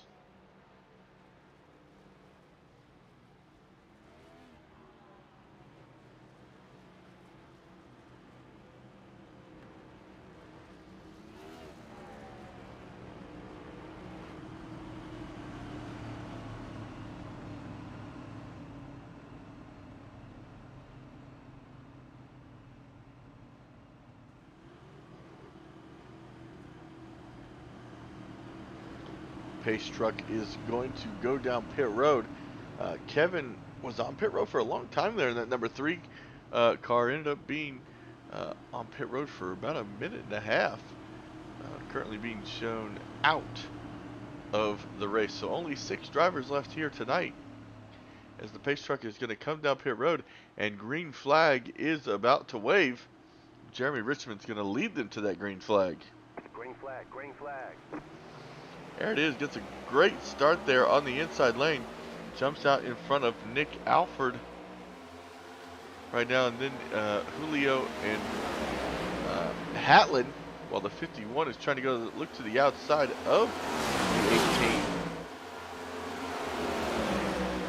Oh, I think he tags the wall a little bit there. That's going to allow Paul to go to the inside of the 18 and the 51. Paul's going to push up the track. 18 still holding the outside lane, but Paul Boziak is doing a great job on that inside lane. Going to the inside of the 18. Now working on the 15 here. Paul's feeling more and more comfortable on each restart. Nick is going to back out of that and let this go on by. Nick's going to drop in behind the 18. And now to the inside, the 18 wants that spot back from the 8. Oh, the 8 got a little tight and a little loose there in the center of the corner. I can see the wheels turning there. Oh, try to keep it off that wall. It's about right now. I wish I had some W energy drink just to help give me a little bit more energy just to try to keep up with all this. There is a lot going on the track right now. And that's allowing Jeremy Richmond to pull away. Richmond doesn't need to worry about looking in his mirror because he sees everything going on behind him. He can just keep worrying about keeping his car going in a straight line and just keep building the gap. Then when it comes to green flag pit stops, or hopefully green flag pit stops, he'll be able to just bring it in nice and easy, not take any risks, and then be able to extend that amount of gap he has.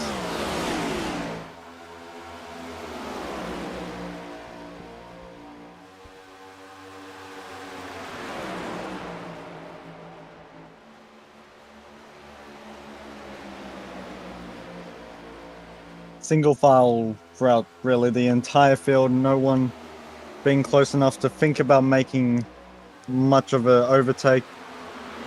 Looking in the 4th position, Paul Bajanic trying to look to the outside. I'm on the replay. Looking to the outside of Hatlin is going to be able to draw alongside. Not quite clear. Hatlin is going to be able to throw it back to the inside, trying to get the front end to grip, but with Julio being slow in front of the 18, it's allowed the 8 to be able to think about making a move to the outside, but a bit of a bad run in the mid corner has allowed the 18 to then slingshot his way back up into the 3rd position, but being on that low line, the 8 carrying that extra momentum up high. Had to get out of the gas slightly, but the 18 also got out of the throttle. 18 looking back inside, trying to find a way by, but 8 not having to worry about any slow cars in front. It's going to be able to just worry about the open track and not putting it in the wall. But despite all this, it has allowed the 18 to keep going. Julio looking to the inside of Jeremy Richmond. Richmond may be having some sort of tire issues right now. Going to lose a position to the 18 and possibly the 8. He's just going to pull out of it, deciding to keep the car altogether. The 8 clawing back up to the rear bumper, or rear diffuser, I should say, of the 18. Julio getting into the wall slightly, sparks flying. 18 not being close enough to start looking to the inside, going into turn 1. 8 getting right up close to the diffuser of the 18, but still not quite close enough to put the nose to the inside or even the outside to make his way by. Julio being not having as much grip as he probably desires through turn 3 and 4. Hatlin definitely being stronger there, but in 1 and 2, we'll see this time Hatlin just lifts off a little bit easier. He's able to carry more speed in the mid corner, but needs to find a little bit more pace if he wants to make his way by the 78. Going to claw up to the rear before we get into turn 3. Having to lift a little bit soon, not to run into the back of the 78. 78 having a better run this time than he has the past couple. 18 having the benefit of the draft, however.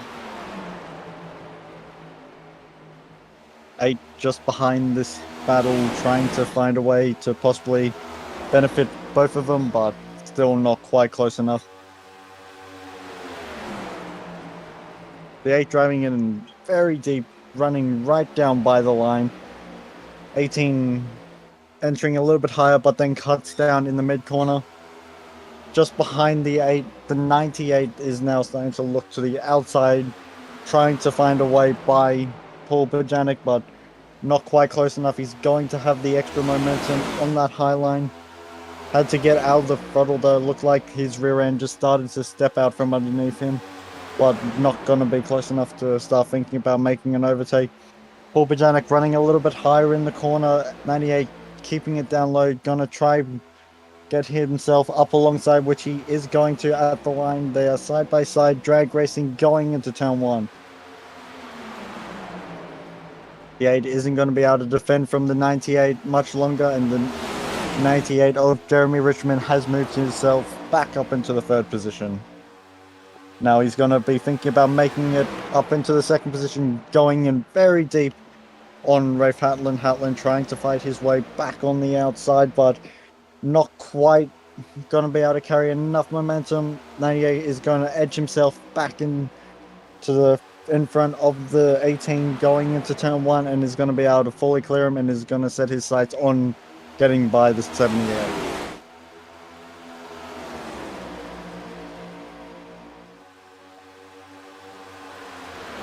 Nick Alford has moved himself up a position into the 4th position, passing Paul Bojanic, who has fallen back into the 6th position.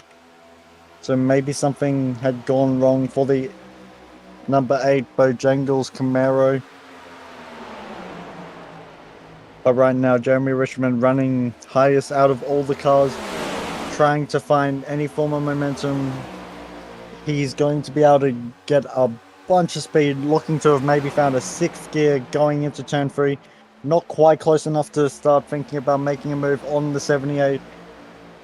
But Hatlin in the 18 running 3rd, trying to find a way up to the rear bumper. But Nick Alford just behind is also going to be looking at finding a way by. Last time by for the 78 was a 30.795. However, for Jeremy Richmond, it was a 30.766. So not a lot between them, but Jeremy was a little bit quicker, but not quite quick enough to get by.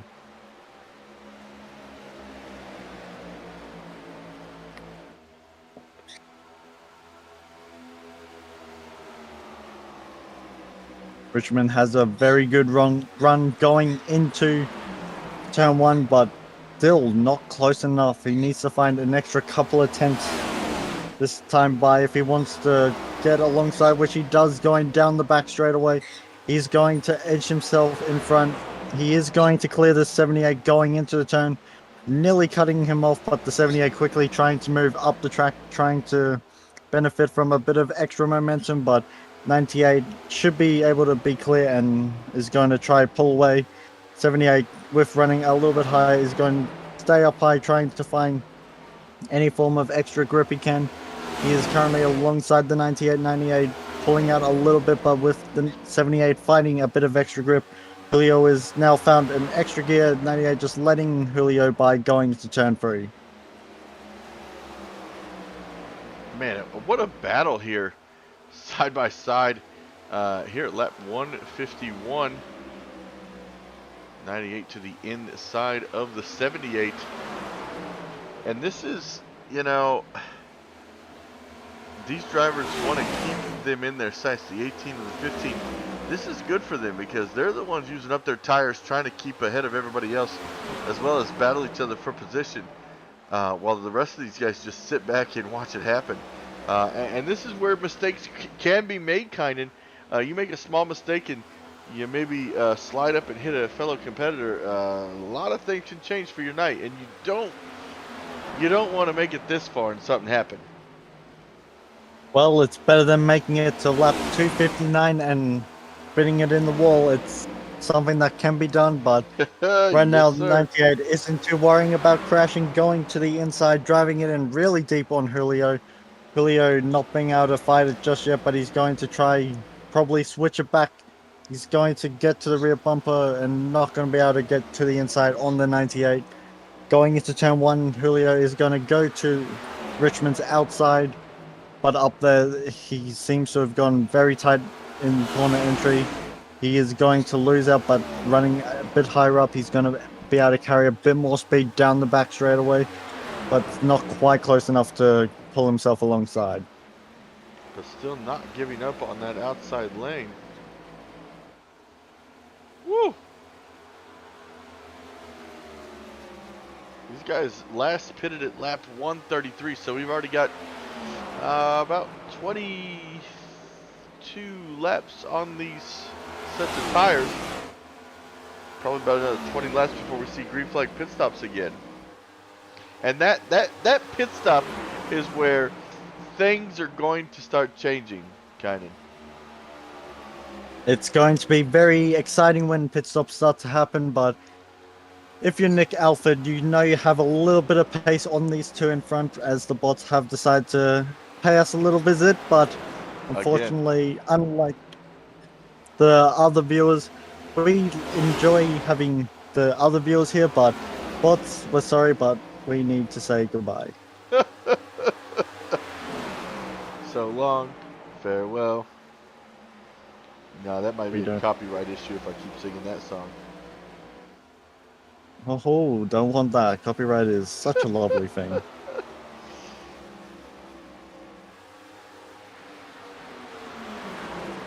But the bots are no longer an issue until they decide to pop in and make sure that the moderators are on their toes.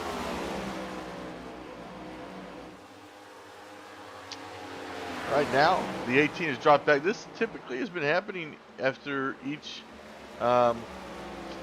stage start. Hatland begins to just fall back from the pack, and then short pits, which I believe should be coming up here in about, I'd say about 5 laps for him. Speaking of pits, the number 3 has brought it into the pits and has taken it to the garage, so Kevin's night is also over. It's unfortunate. He was kind of on that same pit strategy as the 18, so fortunate to see him go. As we're at lap 159, we're 1 lap away from only 100 laps to go, Kynan. You say only 100 laps left, but that's Only. still quite a long way.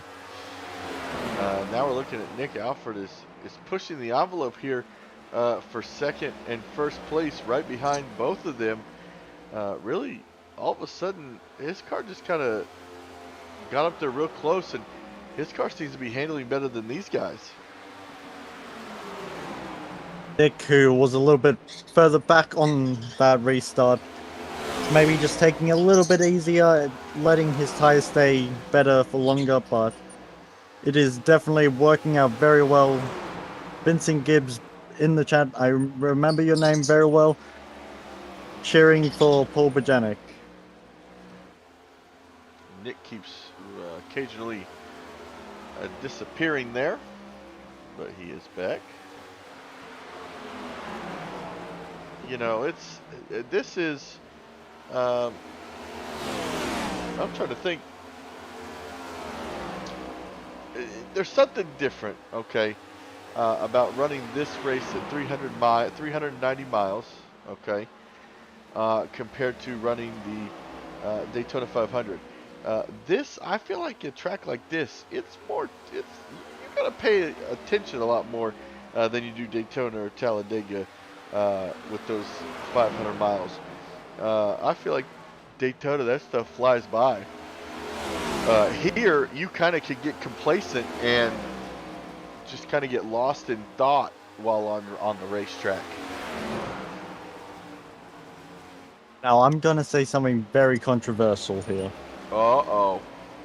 I don't like Charlotte Speedway. Oh, well... It's a bad track. Okay, what don't you like about it? It's round. I also don't like the quad oval. I don't like going side by side through there. The corners are too tight for my liking. I don't like the blue and white striped line. It does my head funny. I don't like how on the exit of turn 4 it kind of sneaks up on you a little bit too much for my liking. I also don't like how in the Xfinity car, as soon as you barely touch the wall, you suddenly lose 20 miles per hour because that car is very brittle around here and the track is so aero sensitive. I also don't like where the track's located. So you're telling me you can't Ross Chastain it through these corners? No. No. Well, I don't I'll like tell the you. track. I'll tell you what track I don't like. I'm very vocal about this. New Hampshire. What a piece of junk. Just saying. New Hampshire Motor Speedway should just go away. For stock cars. It's great for modifieds and things like that. Like those are fun races to watch there, but NASCAR? No. There's better things out there. Woo, Nick getting real close to that bumper.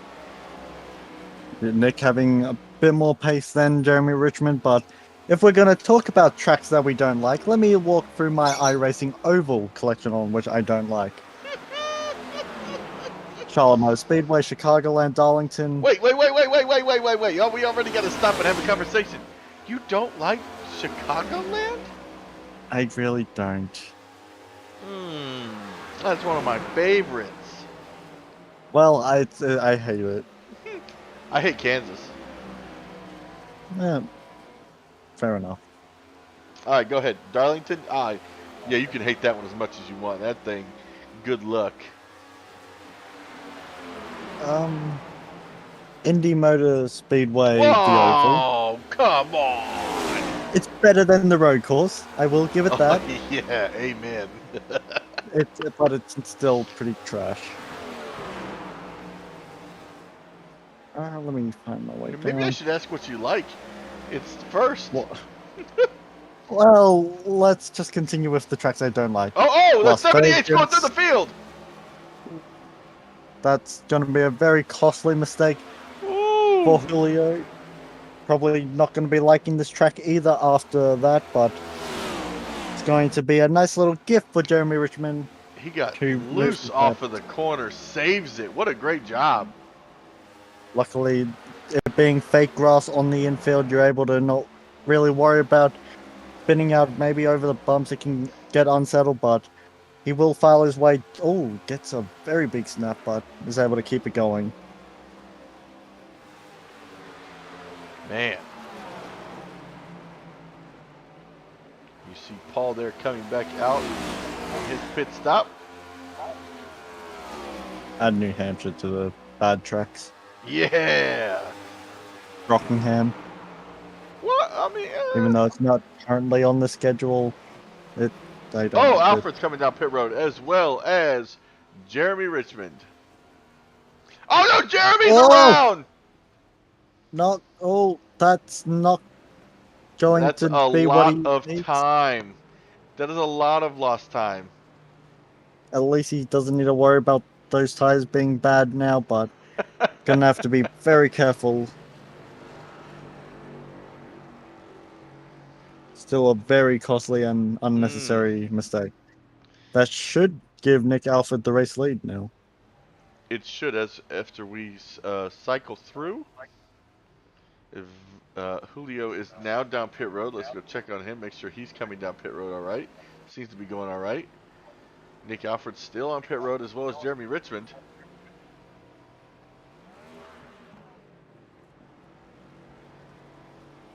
Also, another controversial take, Homestead is overrated. Why are these guys still sitting on pit road? These are some really Yeah. long pit stops. 40 seconds, 30 seconds. Did they get speeding? You know what? They might have. Actually, I know the speed limit. I'm gonna go check. Yeah, because... Oh, man, this is... Julio's down and away. Nick Alvarez just now down and away. 48-second pit... No, 55-second pit stop. Jeremy Maybe it just felt longer? now down and away. 54-second pit stop. No, that's definitely a long time after the tires had dropped. Oh, wait. So left sides go up. then That it puts drops. both of them a lap down. Yeah, very strange. The top three all making very bad mistakes. At the same time. Which that should give the lead back over to Julio Villalobos. Yeah, that will give him the lead, but now he's going to have to chase down Hatlin, who has not been down pit road yet. So, interestingly enough, Hatlin was usually the first one down pit road, and now he's going to be the last one down pit road. Bit of a strategy call difference, but meant that the drivers probably wouldn't have thought he was going to do it, but that can work out in your favor.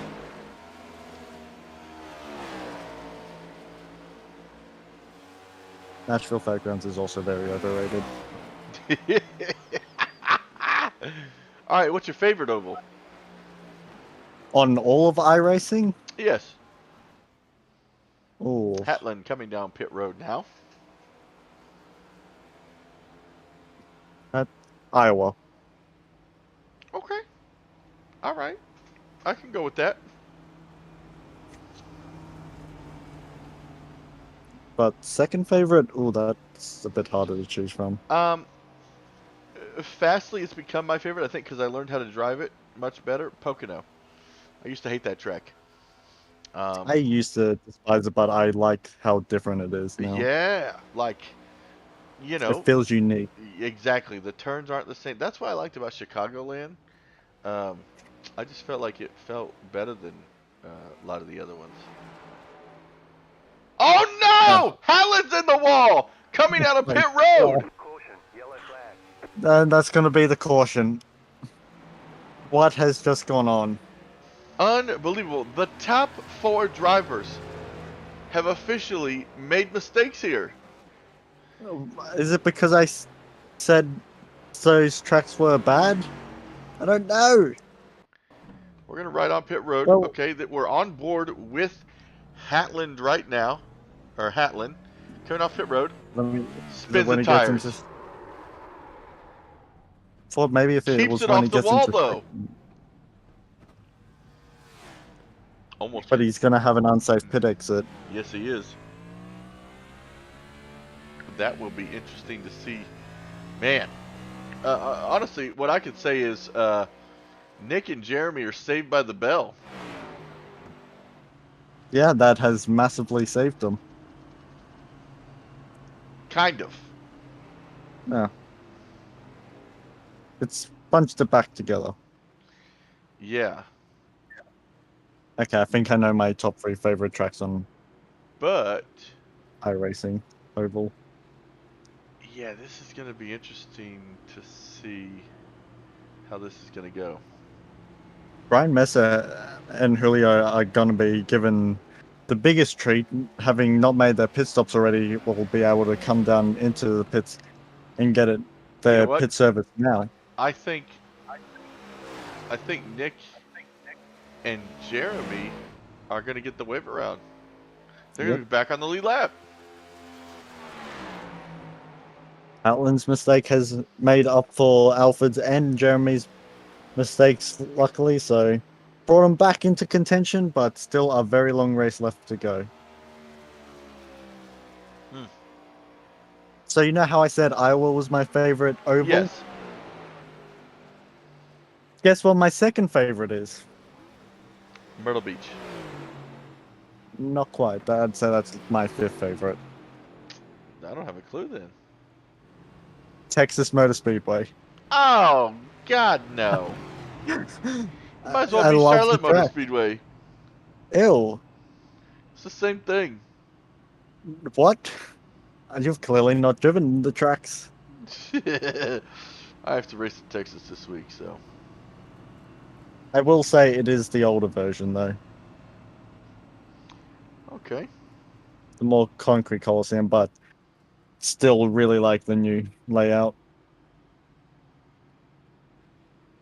And then third is Irwindale. Oh, that is a good track. Love that Californian-based track. Been in multiple movies. Yep. I recognize it just as soon as I see that turn one wall. While we are under caution, I believe we're going to step away for a quick break and we'll be right back.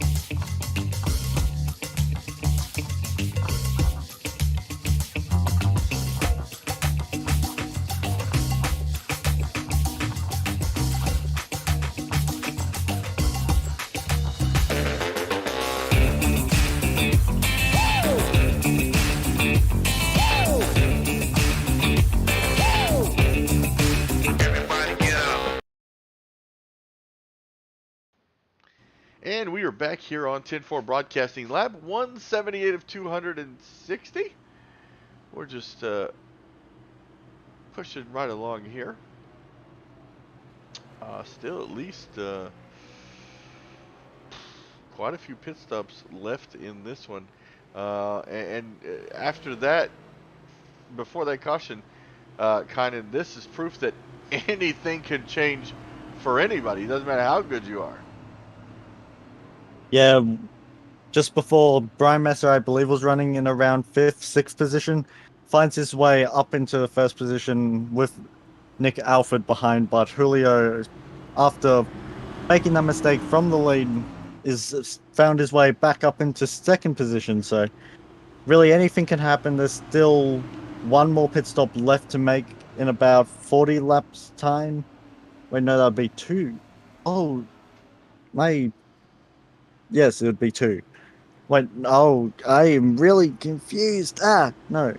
40 laps from now, that'll get us to around 220, and then 40 laps to the end. Okay, yes, 1 pit stop left. That's going to be Unless there's a late interesting. race caution. Yeah. Then who knows what will happen. But lights are out on the pace car. It's now going to be the long wait as it comes down into pit road. Right now, there it goes, crawling its way back in. It's now the long wait to get back into the restart zone. Green flag, green flag. The 51 leaving it very late, but it's going to mean that he's going to be able to break away through the entire field. The 15 not getting off to as good of an initial start, but he's going to be able to find his way up into the second position as we get our way into turn 2. And that 51 is the first time he has led all night tonight. Messer just in front of Nick Alfred. Oh, pushing up a little bit. The 15 and 78. You see Paul back there was trying to stick with him, drop back a little bit. Jeremy Richmond trying to get around the 18, goes to the inside, and he cuts him off. Julio Villalobos looking to take it too wide, trying to move himself back up into the second position on Nick Alford. He is going to be able to, but Three there's wide. very nearly contact. Sorry, we're watching two battles here. It's unbelievable what's going on the track right now. Jeremy Richmond just went 3 wide to get up to 4th. Now he is setting his eyes on these top 3, the 51, the 78, and the 15 here on lap 182. The 78 driving it in deep on the outside is going to be able to clear the 51 and is going to drop down in front of him, going down the back straightaway. Nick Alford just behind the 51. They've been near each other really the entire race, but the 51 has typically been behind the 15. But if you flip 15 around, reposition the numbers, you get 51. So coincidence? I think not, but this time the 51 is going to be the one in front. But how much longer does Nick Alford allow that to happen, going side by side through turn 1 and 2? Nick Alford on that high line is going to be able to carry a bit more speed going down the back straight and will clear the 51 before they get to turn 3. Now he can set his eyes on Julio, as now Jeremy Richmond trying to set his eyes on getting around the 51 just like Nick did. Gosh, side by side back there for 3rd position. Messer is just not moving over to let people go by, which I don't blame him. He's back there battling hard for position. Now the 18's caught him, and also the number 8. See what goes on this time by with these guys. He had a much easier time. Messer doesn't seem to have quite as much grip as maybe he wants, but it's allowed the 18 to move himself up into the 4th position, driving it in fairly easy going into the turn, so it seems like there may be a bit of tyre saving going on by the 18. 18 getting very close to the rear diffuser of the 98, but deciding instead of going too wide, just going to lift off and take it easy. But up in front, Julio has been able to pull away to over a second lead on Nick Alford, but Jeremy Richmond, who at one stage 1 and 2 running in the 3rd position.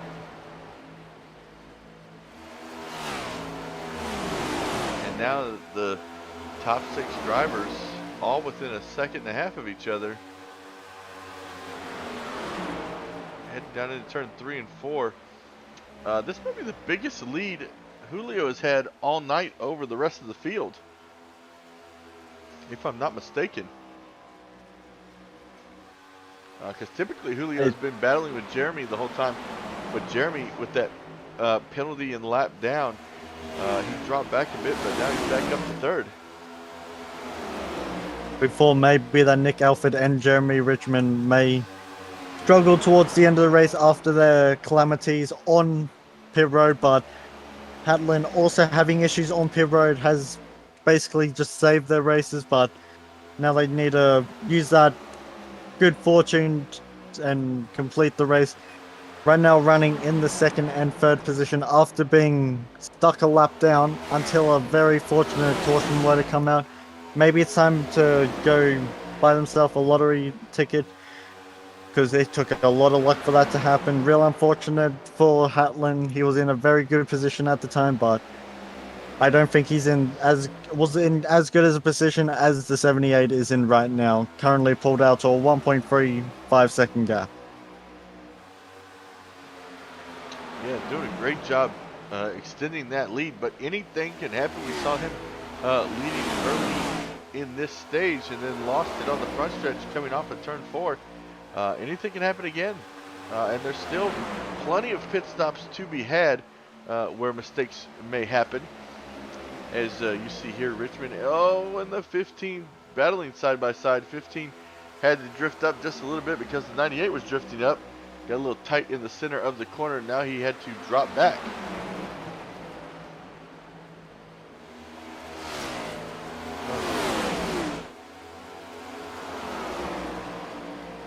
Now coming down the backstretch, they've shaved off about a 10 from the leader.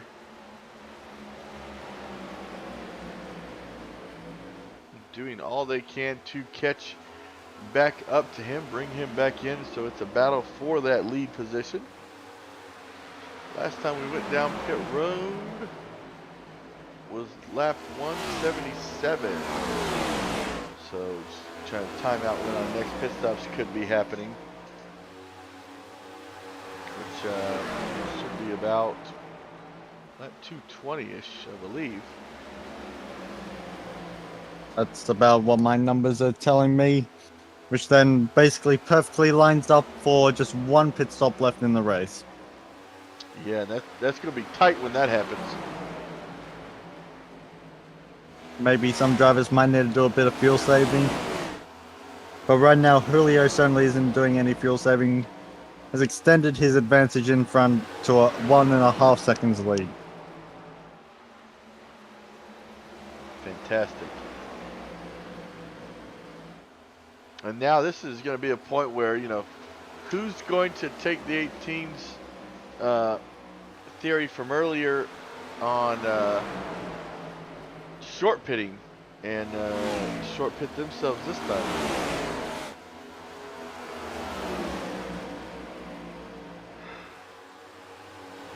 I'd say if anyone is in the best position to do so, I'd say Nick Alford.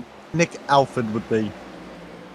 Currently running in the second position, but has some pace, but he needs to just find himself into the track position required and maybe pitting a little couple laps before he's really expected to.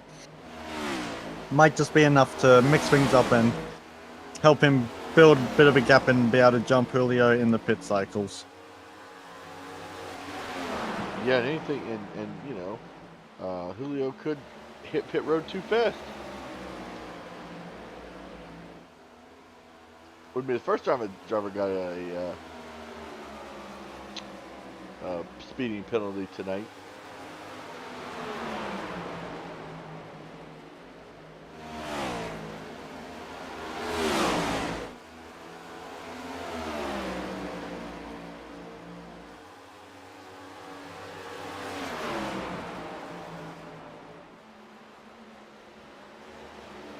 Jeremy Richmond moving himself back up into the second position. 2-second gap difference to Julio, so very nearly within a pit window safety, but Richmond definitely has the pace, but does he have enough pace to catch up to the 78 of Julio before pit cycle begins? Man, they have lost a lot of time on him this time by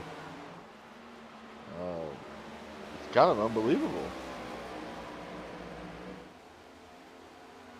You know, it's like he had been saving up something that he didn't show anybody yet.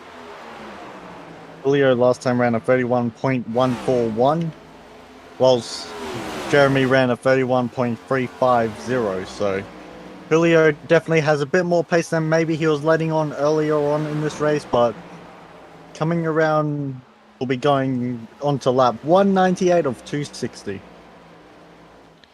And you know, for this race being 260 laps, kind of has gone by a little bit faster than I expected there, Kynan. You know, you see 390 miles, you're like, man, it's gonna be long. But this hasn't been too bad so far. And like you said, we're fastly approaching lap 200. No more stage breaks. So right now, what you get is what you get.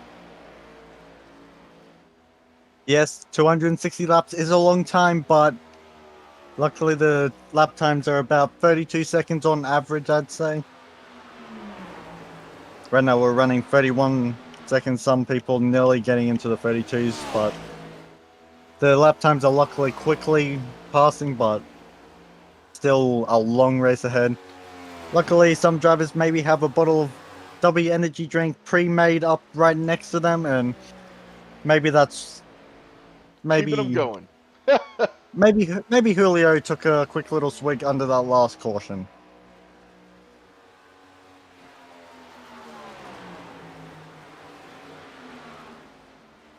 Definitely. But I'm sure His once crew did, because they got him in and out in no time. Looks like we got some more friends in our chat. Can't Yep, believe they've it. already been dealt with. I At least must- it's a new bot. I haven't seen that name before. I've never seen it. Apparently, we've been streaming for so long that the new ones have arrived. It's very interesting. But Jeremy Richmond has brought his 98 Camry? Camaro down into pit road, but that is a very early pit stop. 60 laps to go. Yeah, that means he's going to have to make 2 more pit stops. Not That is sure.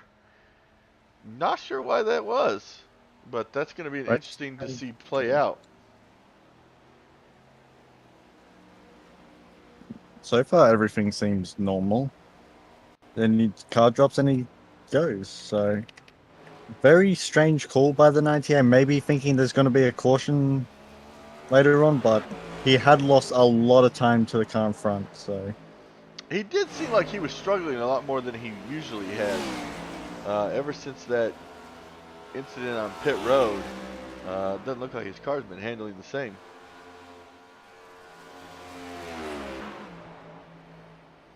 maybe he's just trying to run undercut on everyone, but that seems like a very early time to be able to, or be trying to do it. Yeah, I think I would have did maybe 10 more laps before I tried At that least move. 10 more laps. Yeah. Actually, do you want me to pop down and see if I can maybe get a bit of information? Yeah, go ahead. Right now, Julio has a 3.5 second lead over second place of Hatland right now. Hatland in that 18 has been very competitive here tonight. And right now it looks like something's going on with Alfred. Oh, for some reason it showed he was dropping time a lot on my screen, so wasn't sure what happened there. Sitting in P3 right now.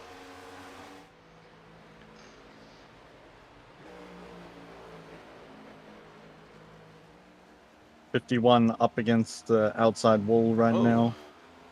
But, Did you find anything out? so apparently, from what I have been told, it's just the case of Richmond, because he decided to take the wave around, he wasn't able to get back into pit road, so That's he was right. going to be regardless. So Mm, deciding to just split it in half, and that's why he's brought it down early. that's going to be difficult. It's certainly put him out of position, but he has the pace. He's won stage 1 and 2. Even though he's the first car down, all it takes is one caution and suddenly everything will be flipped on his head again. Man, could you imagine if a caution were to come out right now? I know. I'm trying to hear. Something's going on with this 51. Go ahead and turn. It sounds like he shuts the engine off. He is. Yep, that's... or at least he's clutching in. Right, yes. But I don't understand what... Is he that short on fuel? I don't know. He shouldn't be. I wouldn't imagine so. We've seen that people can run around 40 laps on a tank of fuel and they'll get it to the number perfectly. Maybe trying to save a bit of extra. Yeah, because right now, he pitted on lap 176. Which is 4 laps short on the 40 lap split. But my estimate was 42 laps, which Right. is a couple laps short still. But this seems like quite extreme levels of fuel saving this early on. Normally you'd do this at the start of your last stint. Right, yeah, this is interesting choice here, but it seems a strategy that he is going.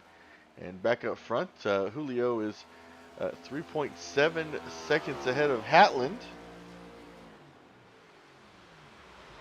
And he's now saving fuel. I hear apparently everybody's doing it.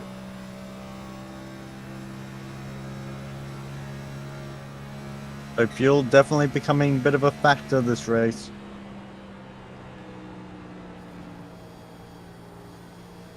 I didn't think it was gonna be that big of a problem. Nick Alfred is clutching in. I can see it hitting about 2,000 RPM. So Nick isn't fully turning the engine off, but he is clutching in.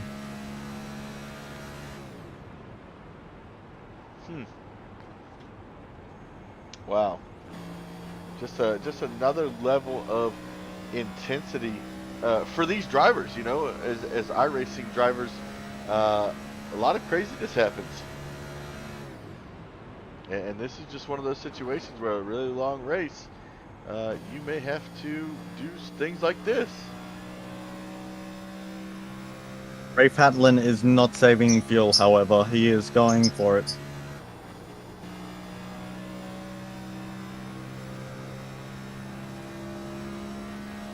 Really interesting. You can see. Yeah, he's already gained a second on Julio. You can see how Hatlin in turn 1 and 2. RPM is staying at 2,000, but if we tab up to the 78 going into turn 3 and 4, or well, when it goes into turn 1 and 2, it'll be the best comparison, I'd say. You can see him keeping it in 5th gear. We saw people downshifting into 4th earlier, but now that fuel's a bit of an issue. No such thing, but you can see it how the RPM just instantly drops down to 2,000. That's the when you put the clutch in on these stock cars. Besides the trucks, they idle at 2,000 RPM. So that's the biggest giveaway when someone is starting to just put the clutch in, trying to save fuel. It will be going down to 2,000 RPM. Or if they're turning the entire engine off, like we saw from the 51 of Mesa, then they'll be dropping down to 300 RPM. Man, this is setting up to be a very interesting ending here to this one. Coming up on lap 215 here at Charlotte Motor Speedway. I want to hear, what's your late race pick? Who do you have your eyes on? That's quite difficult to say, but looking at the pace from the 78, I have to go with Julio. All right, I'm going to go out on a limb and say Hatlin. I really Nick like. Alfred has lost a lot of time. Yeah, I really like how he's been driving and just doing a great job here tonight of bringing this and make it interesting. He's already down to a 1.3 second lead over Hatlin.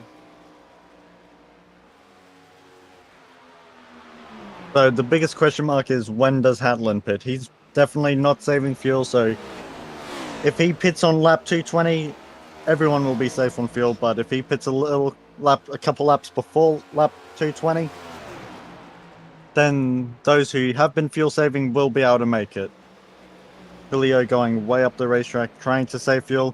18 says, thank you, I'm not saving fuel. I'll see you in victory lane.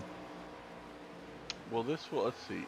Last time he pitted was lap 183, so he's got to make it to 223 to, I mean, that would clear him for the rest of the way. My guess is 220 is realistically the safe number, maybe 219, but they're right on that number. It is going to be close. Should be very interesting. Man. It looks like someone's down pit road right now. Paul Boziek. Down and away he goes. Jeremy Richmond sitting P5 right now. About 20 seconds back for the lead. Allen comes out of turn 4, stays on track. Going to come on to lap 219. It is very close. 42 laps left in the race, so time has ticked down, and now you should be in the pit window. So, do you come down now? The drivers behind are struggling on field. They're doing a lot of fuel saving. Nick Alford, who's very far back, running 32 fours, has been clutching in through really the entire corner. Whilst Hadlin hasn't been doing any form of fuel saving, maybe lifting a little bit sooner and letting it roll, maybe going about 90% throttle down the straightaways, but either way, he is within the pit window, and if he pits now, he should be able to make it on fuel. And Julio now down pit road, while Nick Alford takes over second place. What was that number I was saying that it would be 220. safe and people just needed to make it to? 220. What lap does Julio pit on? 220. 220. I don't want to say I was correct, but You were it's correct. a bit hard to ignore that.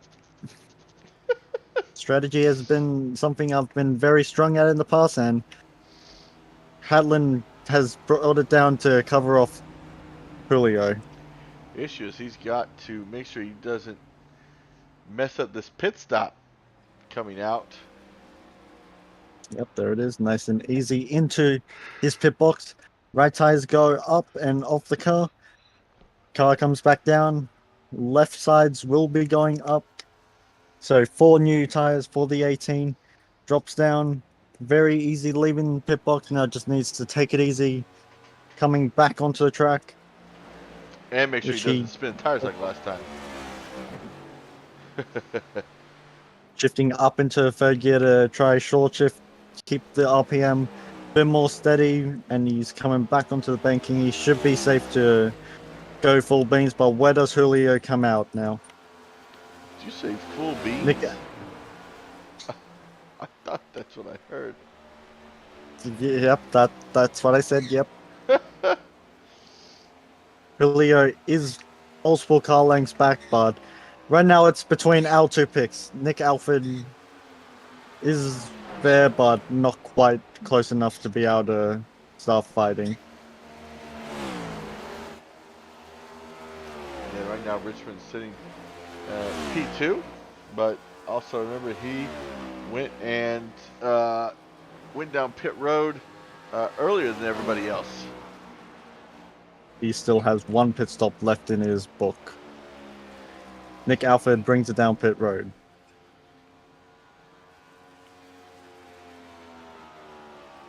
Looked very clean, didn't see the tires lock up at all. So Nick did not get a speeding penalty. I was watching his speed and he's able to get it in nice and easy, but from how much he was fuel saving, he will definitely come out behind Hatlin and Julio.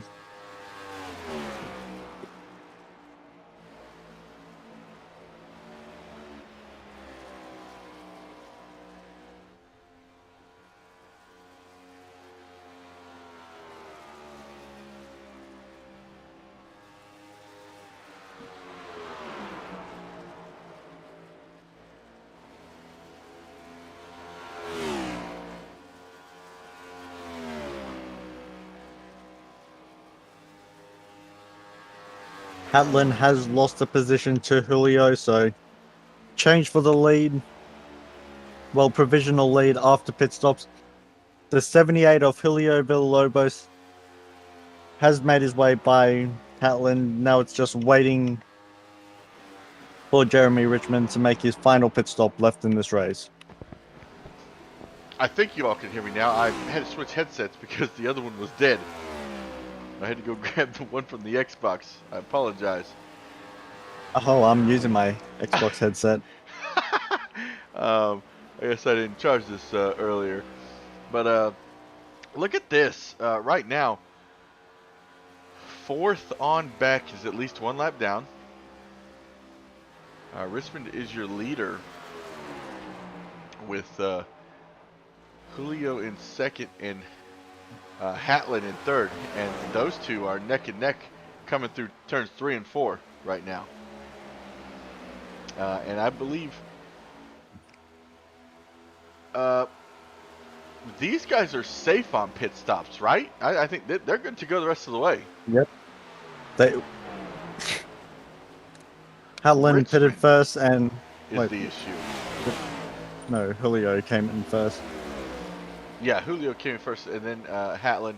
But Jeremy, he came in on lap 200, so almost 30 He's laps still got ago. one more pit stop left to make for the 98. But he is going to have a lot fresher tires. Maybe if a caution Yeah. comes out, right now, I'd say it's Richmond's race. That would be, oh man, unbelievable. I mean, Hatlin looking to get by Julio, knowing that this is for the race win as things stand, but not quite close enough to think about taking it too wide just yet. Gonna try and maximize as much speed on exit as he can. This is the battle between our two picks, if you remember, Tim. Yep, it's pretty funny. Just these two guys have been on top of their game the entire race. Julio was your pole setter, and Hatlin actually qualified in third. So really, these guys have stayed up front this whole time. Our biggest mover right now is Paul Boziak in that number 8. He's up 3 spots, sitting in 6th. And also, our other biggest mover is now going down pit road, Jeremy Richmond. He's up on 2 tires. Going to come down, get 2 more for the other side. He's going to be down and away. So that's going to relinquish the lead back to Julio Villalobos.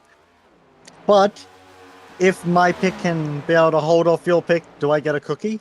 What kind of cookie? Should I send you an American cookie? Or I don't know. I don't know if I trust your American Listen, cookie. I'll invite you over for Thanksgiving. Oh, that's going to be expensive. So yep, deal. You heard it here. If Julio can be able to hold off and win over Hatlin, I'm getting a plane ticket paid for to America. Wait, do you have your passport? That's the next question. Well, that emergency passport. He wants to experience. Oh my gosh, are you closer to Melbourne or Sydney?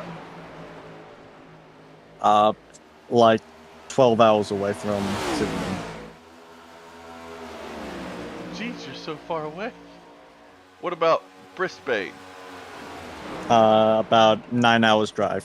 No, it's actually more like 6 to 8 hours from there. What about Perth? Oh. Hang on. If you really want to know, I put it directly to Indianapolis. That would be a 48-hour drive. What in to the Perth. gosh? Australia is not small. All right. Well, either way, the plane ticket's over like $2,000. Oh, that's your money, not mine. Wait, Better hold on. hope Hatlin can get by. Oh, that's only for December. It's got to be better than that. Hold on. Let's see.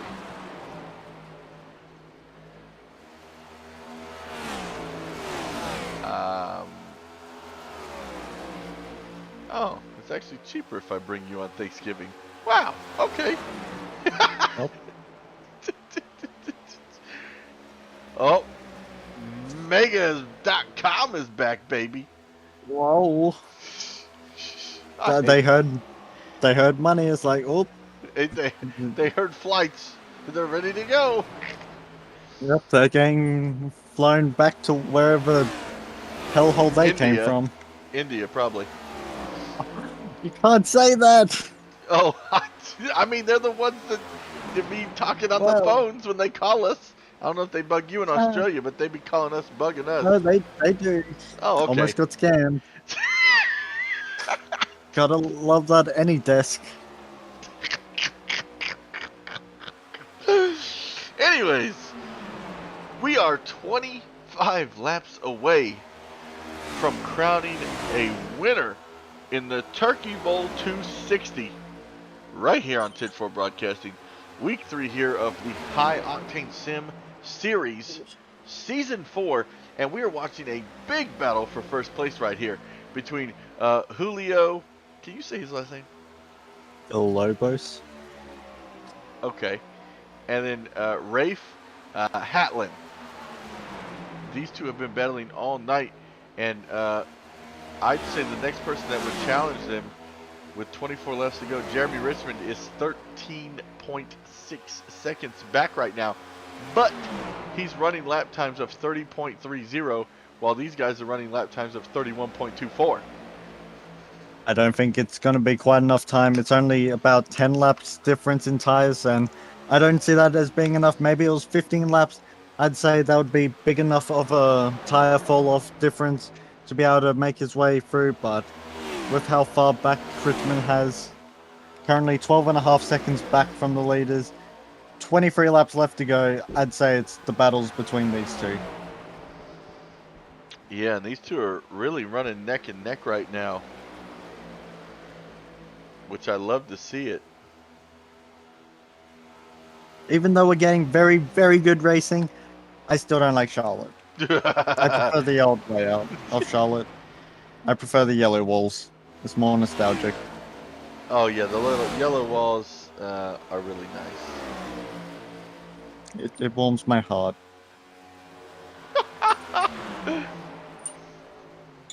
Don't laugh at me. I'm just, just thinking about your warm heart. That's weird.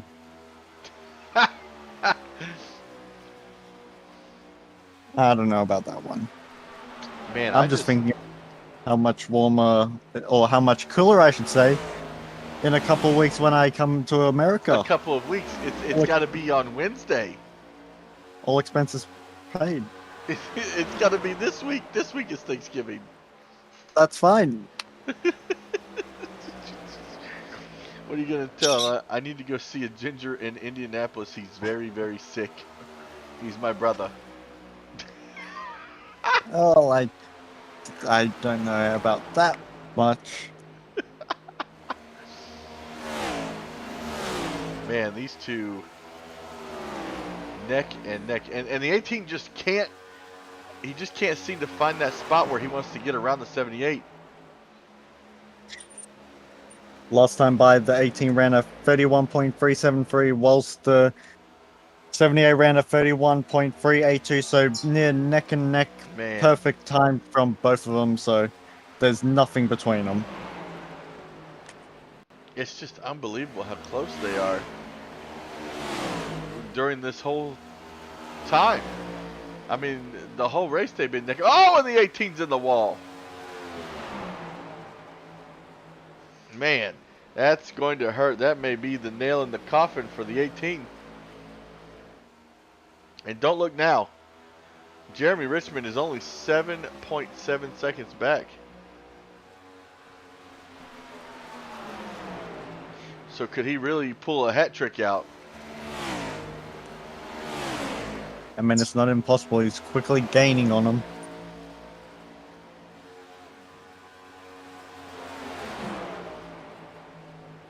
These two battling each other as much as they are is not helping either of them.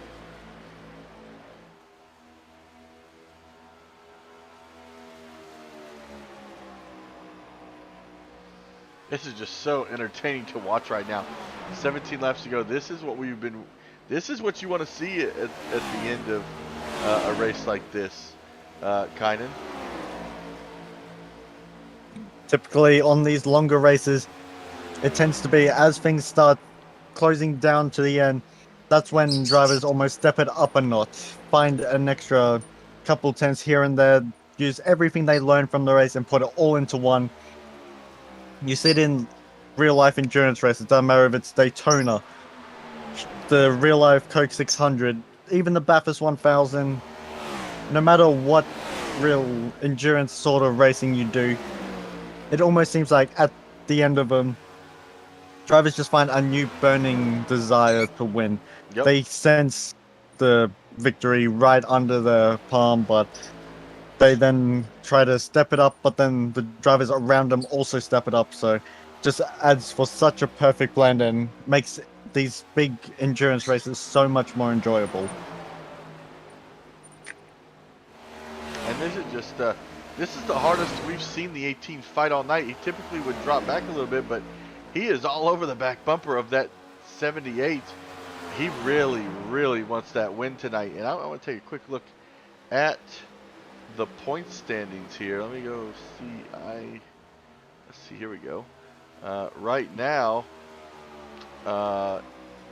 your top 5 is Nick Alford, Ronald Jackson, who's not here, Matt Staten, who finished, I believe, second to last, Kevin Hasting in 4th, Jeremy Richardson in 5th, Mark Morton in 6th, Paul Bozenic,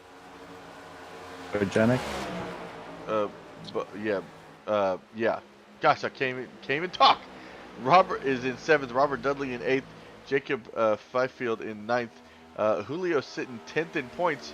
So a win here tonight would really boost him, and Hatlen sitting in 12th in points. Hatlen's moved his way up into the lead. Yes, he has. Finally, 13 laps to go. Is taking it away, and Richmond is only 3.8 seconds back right now. Things are quickly starting to heat up before the end. Hatlen now has to hold it off for another 12, 13 laps left in this race. There's not a lot of time left, but Richmond is quickly on the charge trying to catch up. But what this has now done is allowed Hatlen to run his own race, be able to pull away and try to convert that into his first win here in the High Octane Sim Series. But still got a long way to go, but Richmond is quickly trying to catch up to the back of the 78, but then he has to get by him, which Hatlen can probably tell Richmond from experience that it is not easy, but Richmond is trying everything he can to recover from a potentially terrible night and turn it into a really good night. Man, this is just this is going to be interesting to see. Down to 3.9 over first, but he's catching second. He's only behind second by 2.5. So Hatlen's got to keep hitting his marks and pulling away from these guys.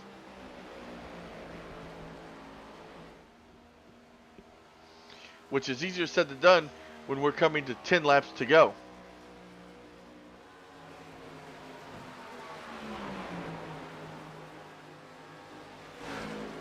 You can say it's easier said than done, but Hatlen is converting that, in theory, thing to do, and has pulled out to a 1.7 gap on Julio. Wait. So what happens here if I win?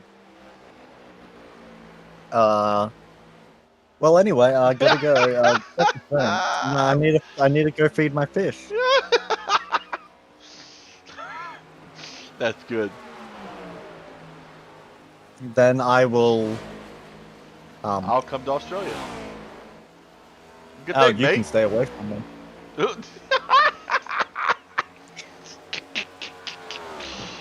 Oh, gosh. Speaking of fish, I just turned around and one of my fish turned up some substrate and some bubbles came up, and then one of my angelfish went up and tried chasing the bubbles. What did you say? You died? No.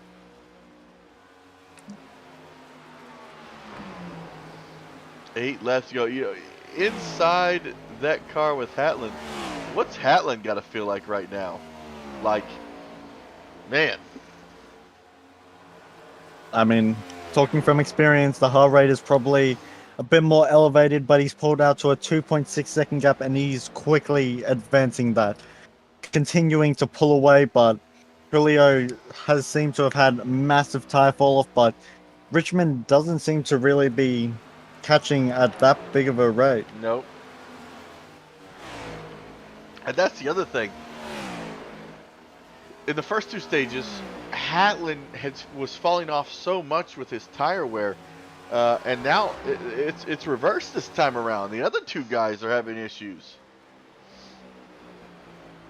The sudden pace from Hatlen has kind of caught me off guard, but as he crosses the line, 6 laps to go here in the High Octane Sim Series, Season 4, Round 3 here at Charlotte Motor Speedway. I can't believe you used to call it turkey bacon. He's still caught up on the turkey bacon. Look, I'm still trying to wrap my hand around.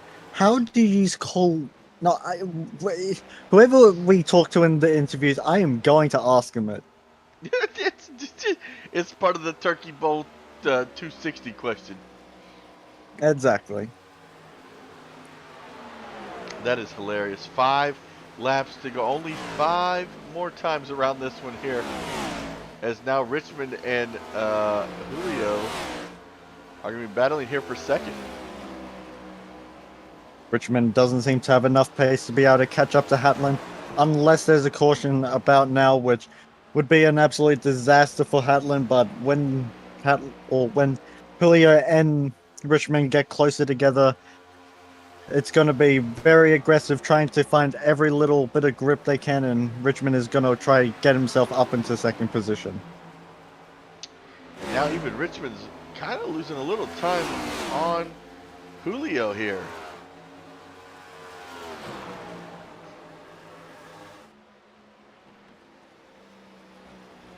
We saw earlier in this race that Hatland, when everyone else was saving fuel, he wasn't. He was going for it.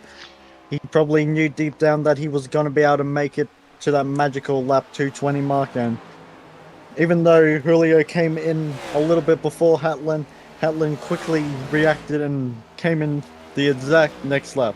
Didn't let Julio be able to build a gap to him on new tires, and because of that, he's been able to keep it in check, continuously attacking Julio lap after lap before finally being able to get through.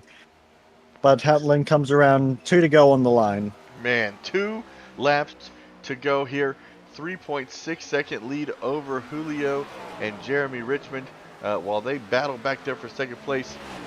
Hatland just, 60 laps ago was sliding out of pit road, almost hitting the wall head on. And now he's here leading the race as he's coming to the white flag. Jeremy Richmond a little bit further back, looking to the outside, trying to pass Julio Villalobos, but Rafe Hatland one more time around just needs to keep the car all under control after having quite a up and down race, after nearly ending in the wall after a mistake leaving pit road, after being the biggest gambler on pit strategy early on. Just needs to make it through turn 3 and 4 one more time. But as this is going on behind Richmond and Julio running side by side, Rafe Hatland is gonna win here and they're tonight. around. Who's gonna finish second? It's gonna be It's gonna be Richmond, and Alfred's gonna come home in third.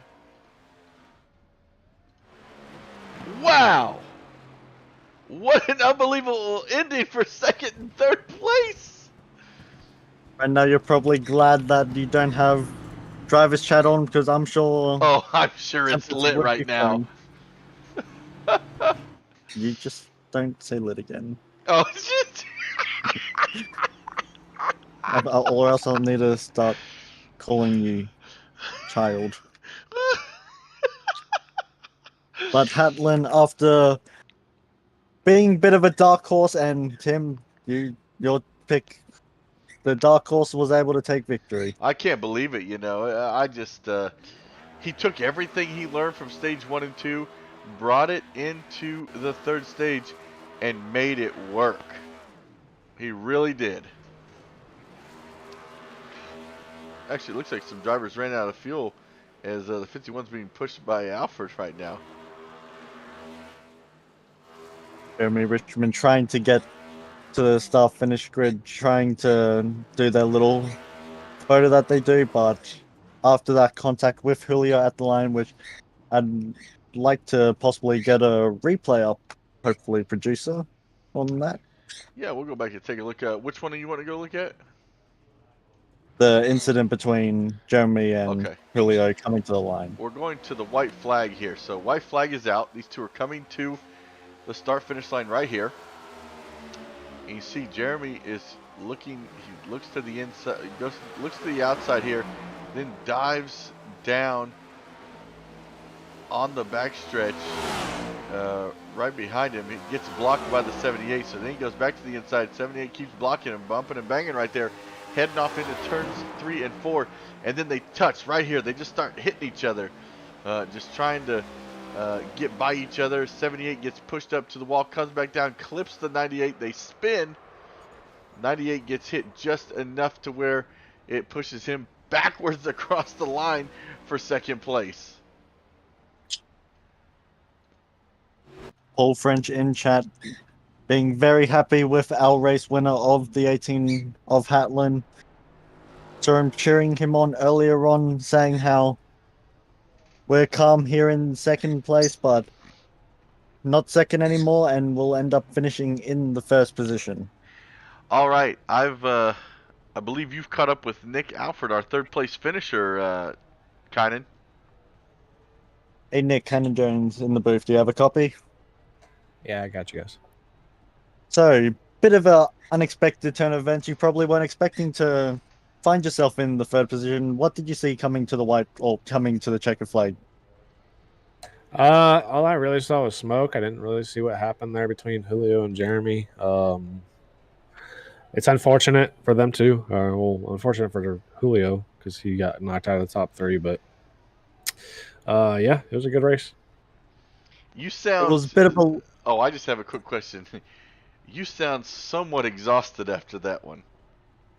Yeah, I'm just tired. I started first shift this week, so Woo! I've been up since 2 a.m. and got home from work at Man. 12:30. Took a 4-hour nap and got on here. So as soon as I get done here, I'm gonna look at some replays and then I'm gonna go back to laying down in bed until 2 o'clock in the morning. Oh man!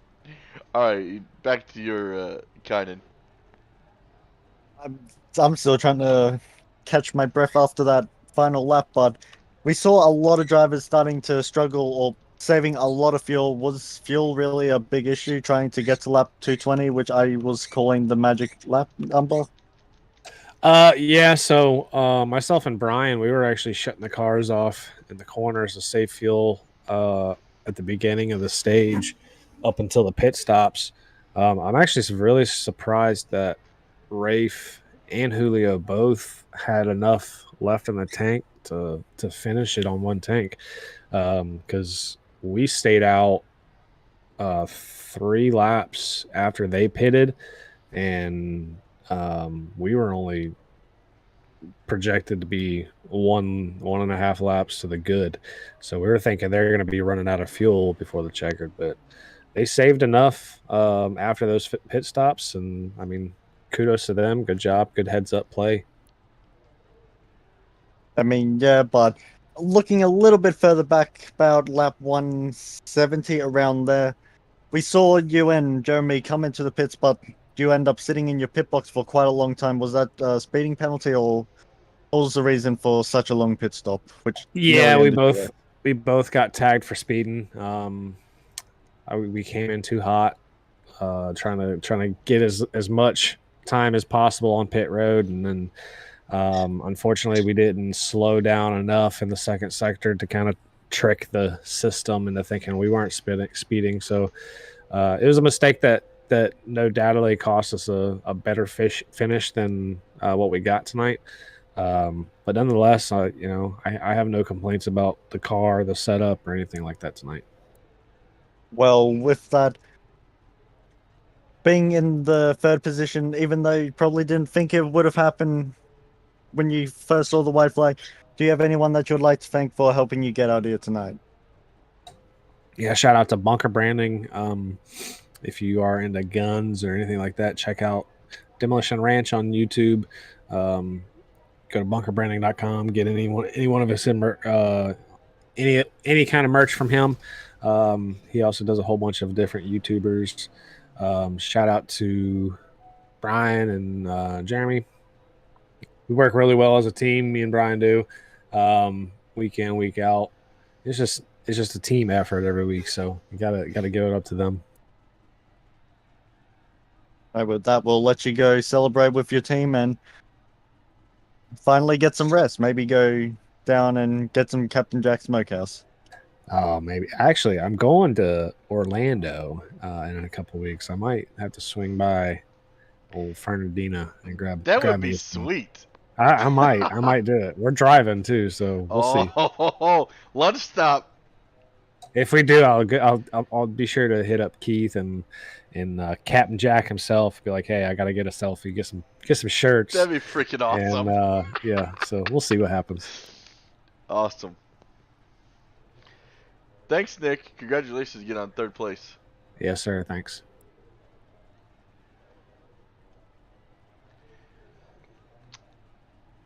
That was Nick Alford, our current points leader. I think securing that third place is still going to keep him in that points lead, kind of. So he should be good to go with that. But I'm gonna go ahead and I'm gonna catch up with our second place finisher, Jeremy Richmond. Jeremy, man, what what a race for you! I mean, you got the penalty on pit road, and that's where your situation started turning sour. Kind of take me through that, and then to the end of the race. I mean, I don't even know. Like, I think I just lost some talent.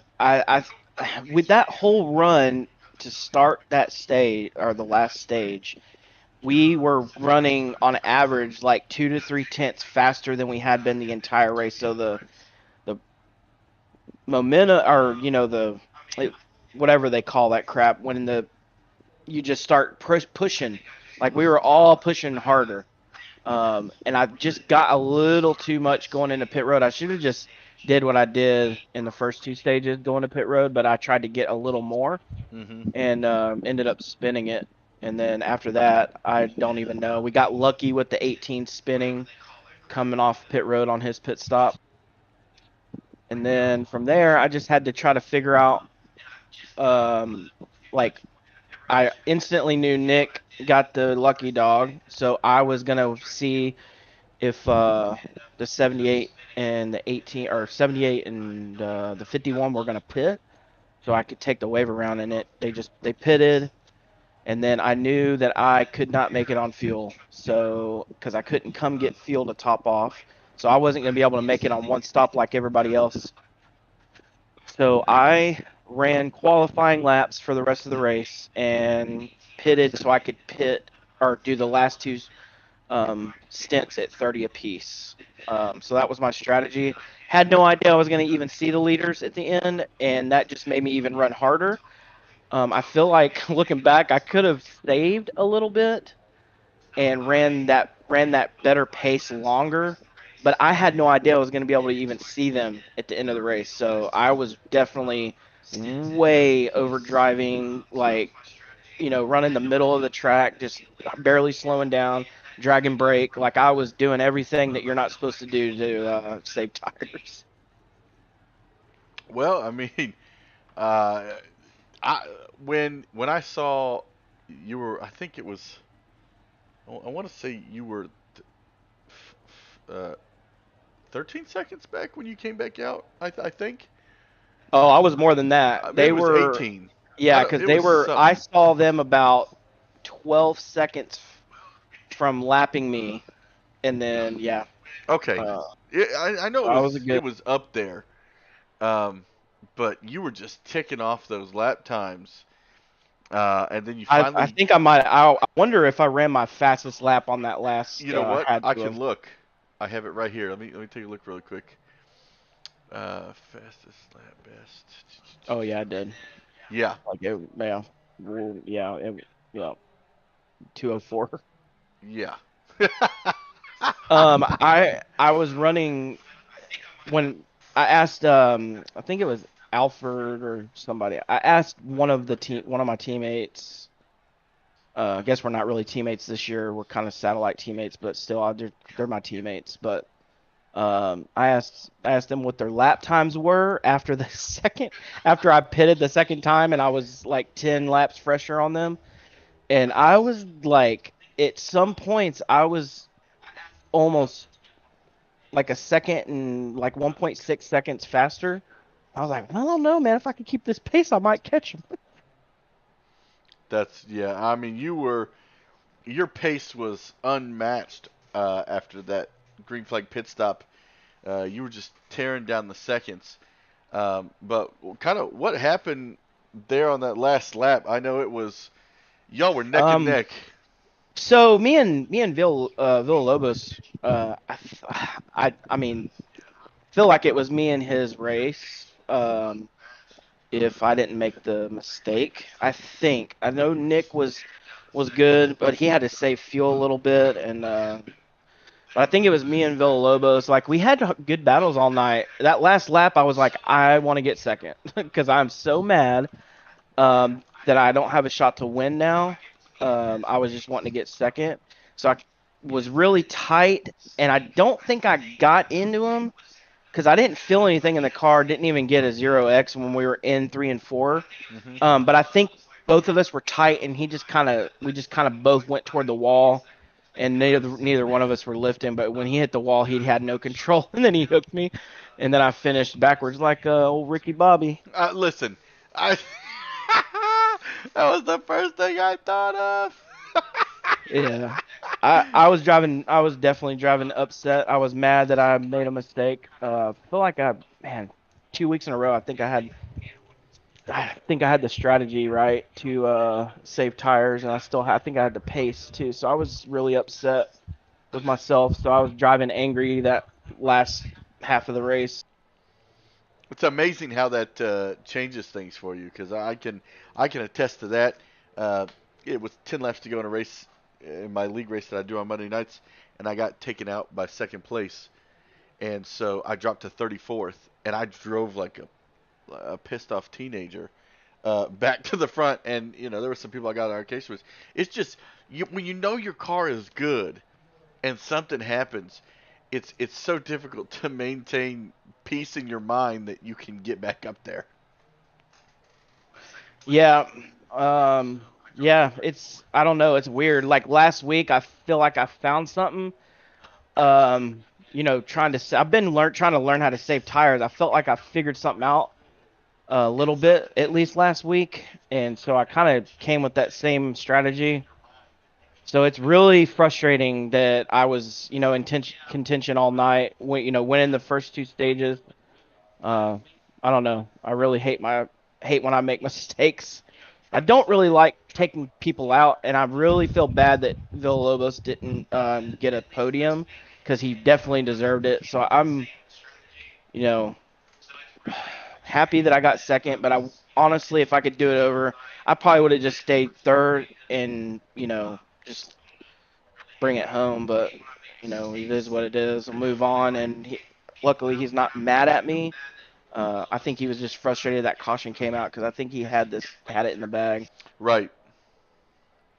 Yeah, because he even fell off a lot, and Yeah, that was definitely odd. gonna give him a shout out. Like, he learned during the race. Like, I feel like he was pretty off on long run speed at the beginning, and he definitely learned a lot from racing around me and Nick and Brian Messer. He made huge gains and definitely had a car to beat. Awesome. Well, congratulations on your second place finish tonight. Anybody you want to give a shout out to? Yeah, my brother Junior's Mobile Detailing, and this. I heard y'all on the broadcast. Actually, it's the 2014 Daytona 500 win for Dell Junior. Okay, there we go. Throwback. Huge fan of his, and it just matches my brother's logo's That's pretty colors. funny. So that's why I just ended up putting his stuff on my car. Max Graphics actually did the paint, does all my paints, and he did this up for me. He does a great job too.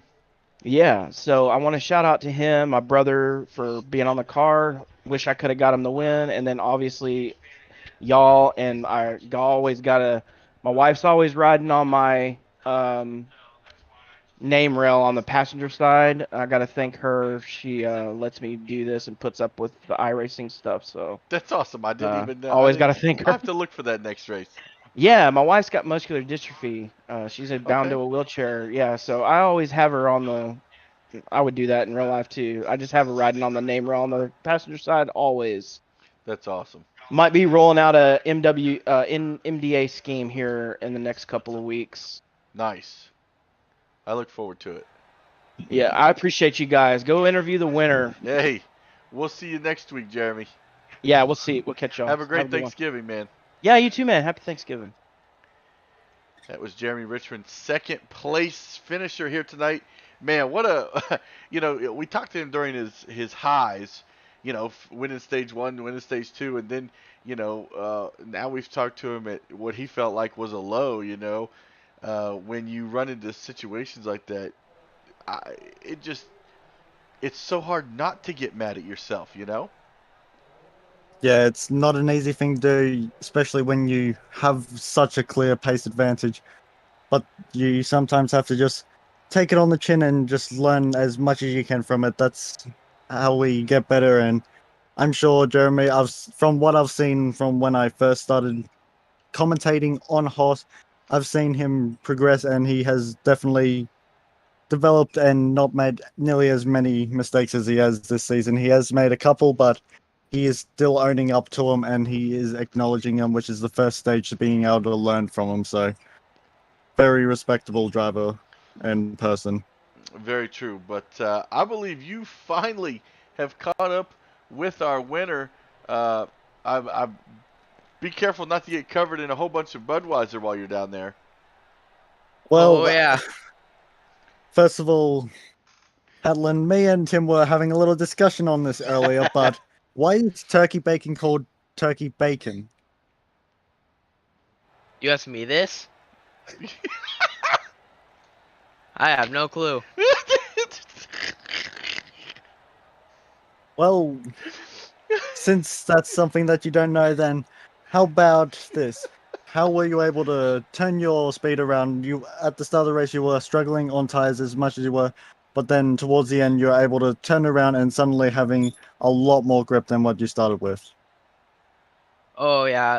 Coming to long races, I struggle with tire wear, and at the start I got a big gap and then fell multiple spots. So the trick for me was to stay behind someone that was also saving tires, and that's why in the last run I was trying to stay behind Julio, not passing him because I knew it'd end up to be haunt me.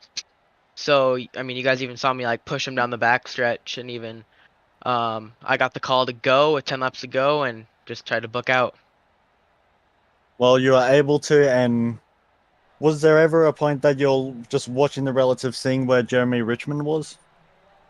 Yeah, I gotta thank my spotter, like Paul French. He was giving me gaps, where I could improve, pit strategy, and I had Richmond at 3.9 for like 10 laps, and I just was trying to keep myself calm and coast to the finish. With people talking about fuel, you were the only person to really not be trying to save fuel. Was there a point that you realized I'm gonna be able to make it, or was it just hoping for the best? Well, if I wouldn't have spun out there, I think it would have been a way much easier win for me. Was gonna be able to make it on only one more stop. Then obviously I screwed myself over and spun out. Luckily, Jeremy didn't get into me there because I know he was coming. And then I noticed we all got on the same field strategy and executed my green flag stop and noticed I had enough, so I was just full go mode. Well, since Tim had you as their go-to pick, I'm gonna leave Tim to Whoop, give you the final couple of questions. Man, I just you're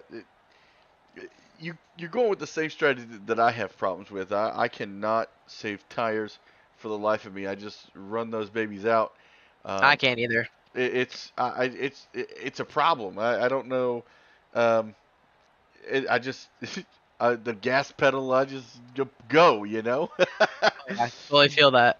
But to see you flip it around in that last stage was awesome because you kept short pitting, and what made you want to keep short pitting? I guess I want to ask that.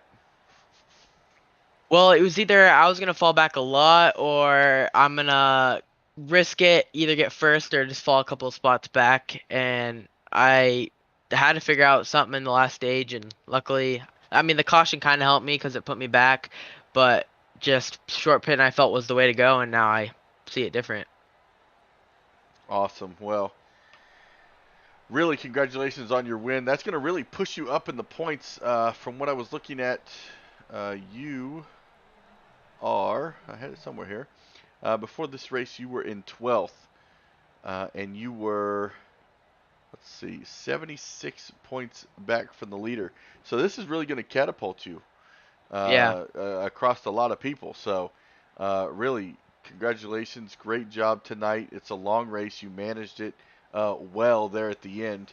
But Thank you. anybody you want to give a shout out to? Yes. Capsule Time LLC. Everyone, please go check them out. Get all your Christmas ideas for them. They got mugs, coasters, keychains, everything cool. 614 setups, 614 graphics, all the Brooks and Axel people.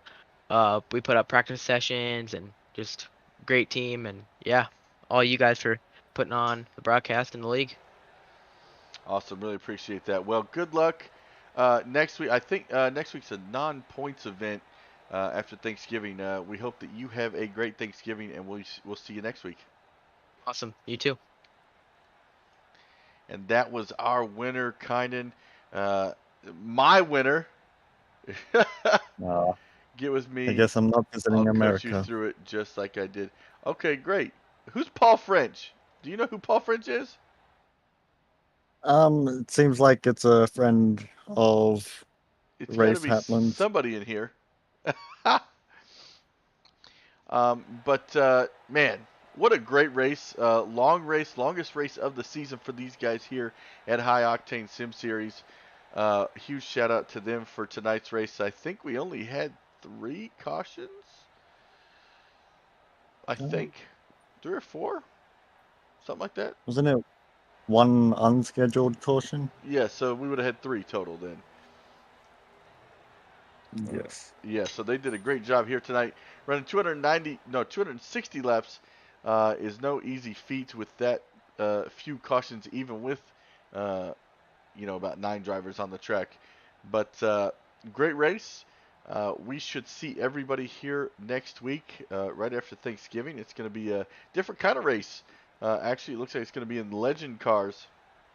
Oh, that's gonna be fun. Yeah. So from everybody in the U.S., I know you don't celebrate Thanksgiving, Kynan. So everybody in the U.S., I want to say happy Thanksgiving. Hope everybody has a great week. Don't forget to check out Dubby. Don't forget to check out the High Octane Sim series on Facebook, as well as don't forget to check us out on YouTube, Twitch, and Facebook as well. And we will see all of you next